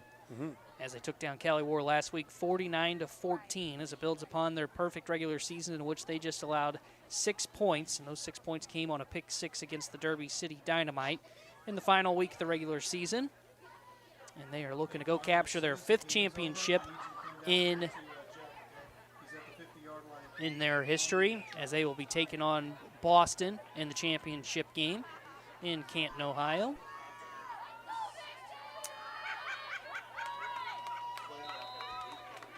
We've already gotten response from Town Square TV. Thank you for allowing us to take it. We appreciate that. As the snap, Kelly drops back to pass. She's got time. She's looking towards her left. Airs this one out. Open in the end zone, but it was left just a little bit short as that was incomplete. And that'll bring up 2nd down with 30 seconds to go. So close. As that pass was intended for. Can't quite tell who that pass was targeted for. May have been a guard that was open on that play. Well, for those that are thinking about going to Canton, the game will be played July 22nd on a Saturday. We believe it's somewhere between 5 and 7 p.m. Right now, and that will be on ESPN. I believe on ESPN2. Snap, Kelly dropping to pass here. 30 seconds to go in this game. Lobs it, incomplete. The wide receiver couldn't get turned around in time as she was trying to get that to Radford, and that'll bring up 3rd and 10 with 24 seconds to go. I was just told that this would be a 8-game winning streak for the Slam in postseason play. Yes. Well, that's the kind of winning streak you like, because you know what that means. Yeah. Probably won a championship during that streak. They did. 2 of them. Do not have an update on the other game between the Renegades and Boston is into the championship. Boston has won. 58-6, final score. There you go. Barn burner in Boston. 44-27 our score here. Slam on top. 24 seconds to go. 3rd and 10 for Minnesota. Send someone in motion. Kelly takes the snap, drops back. She's looking to her left. She's going to air this towards the sideline. Open and incomplete. Man. In the hands of Radford. She catches that. She can walk into the end zone. And instead it's incomplete and brings up 4th and 10.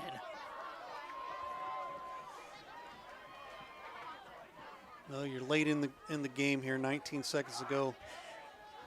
Fatigue and, trying to come back from a big deficit is a very difficult task. Kelly today for the Vixen is 15-24, has thrown for 187 yards, 3 touchdowns and an interception. So she's played really well in today's game. Let's run through some of the other numbers for Minnesota today. Rushing-wise, Sarah Roche, 19 carries, 84 yards, and a touchdown. Leading receiver, Kayla Ross, 2 receptions for 46 yards. Also, Jackie Radford, 2 receptions for 37 yards.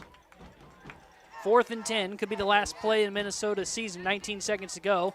The snap, they're just going to hand it off as that's Radford with it. Radford gets around the left side. She's going to be dragged down, and that will be a turnover on downs, as there with the tackle was Mariah West. And that will turn it over to the Slam with 13 seconds to go, so they can take victory formation and take a knee to send themselves to Canton, Ohio.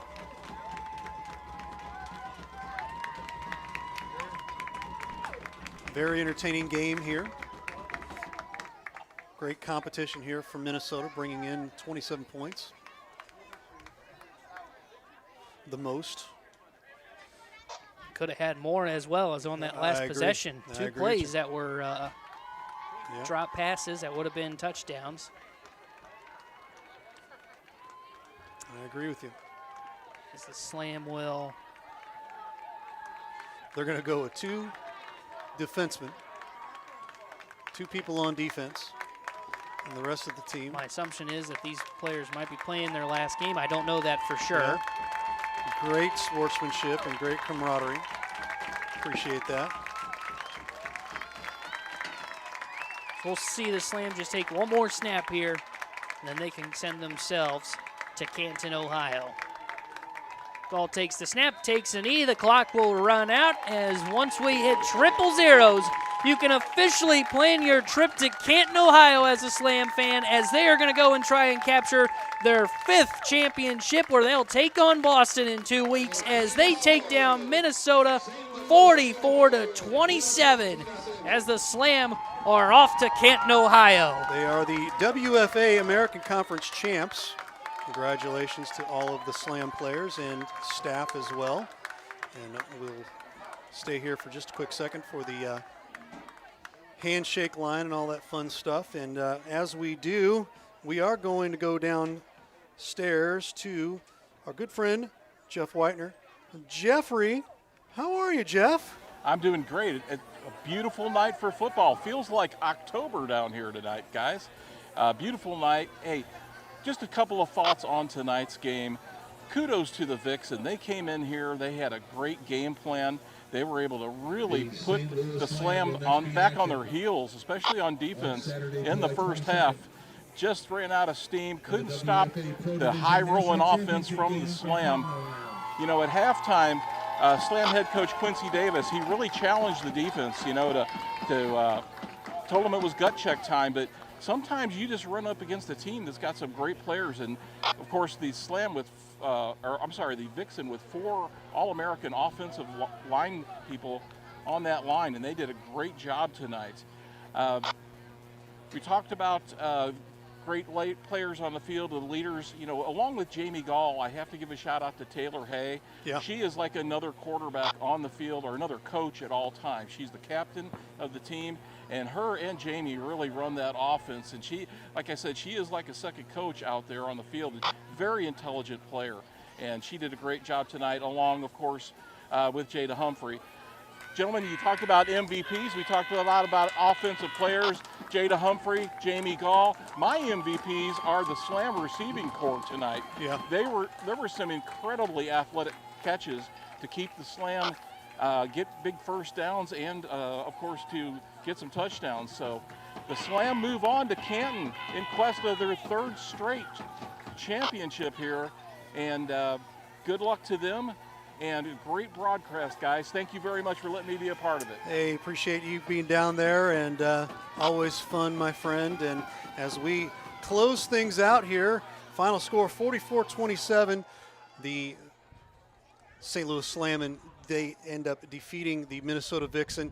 They will move on to Canton, and we're working on trying to follow them as well. We might be doing some documentation. We won't be doing the stream or anything, but nothing like a road trip to Canton, it's a Ohio. road Don't get road better trip to than that if we can go. We'd love to be a part of that. So if you're interested in helping us get out there, we'd love to do that. So we're going to roll this right here. This right here is where it's at. Right here, the St. Louis Slam are the American Conference champs. As we watch them finish things up here and celebrate and walk away here as victors as they walk into Canton next week, or in 2 weeks, I should say, for Ray Halbrook, for Tanner Henderson, and Jeff Whitener, all of us here at Livestream STL. We want to say thank you so much for being a part of this, and we will see you down the road. Hope to see you next season as well right here in St. Louis. For all of us here at Livestream STL, thanks for watching Slam Football on Livestream STL. We will see you down the road. Thanks for watching today's broadcast. Any unauthorized use of this broadcast without the express written consent of Livestream STL is strictly prohibited.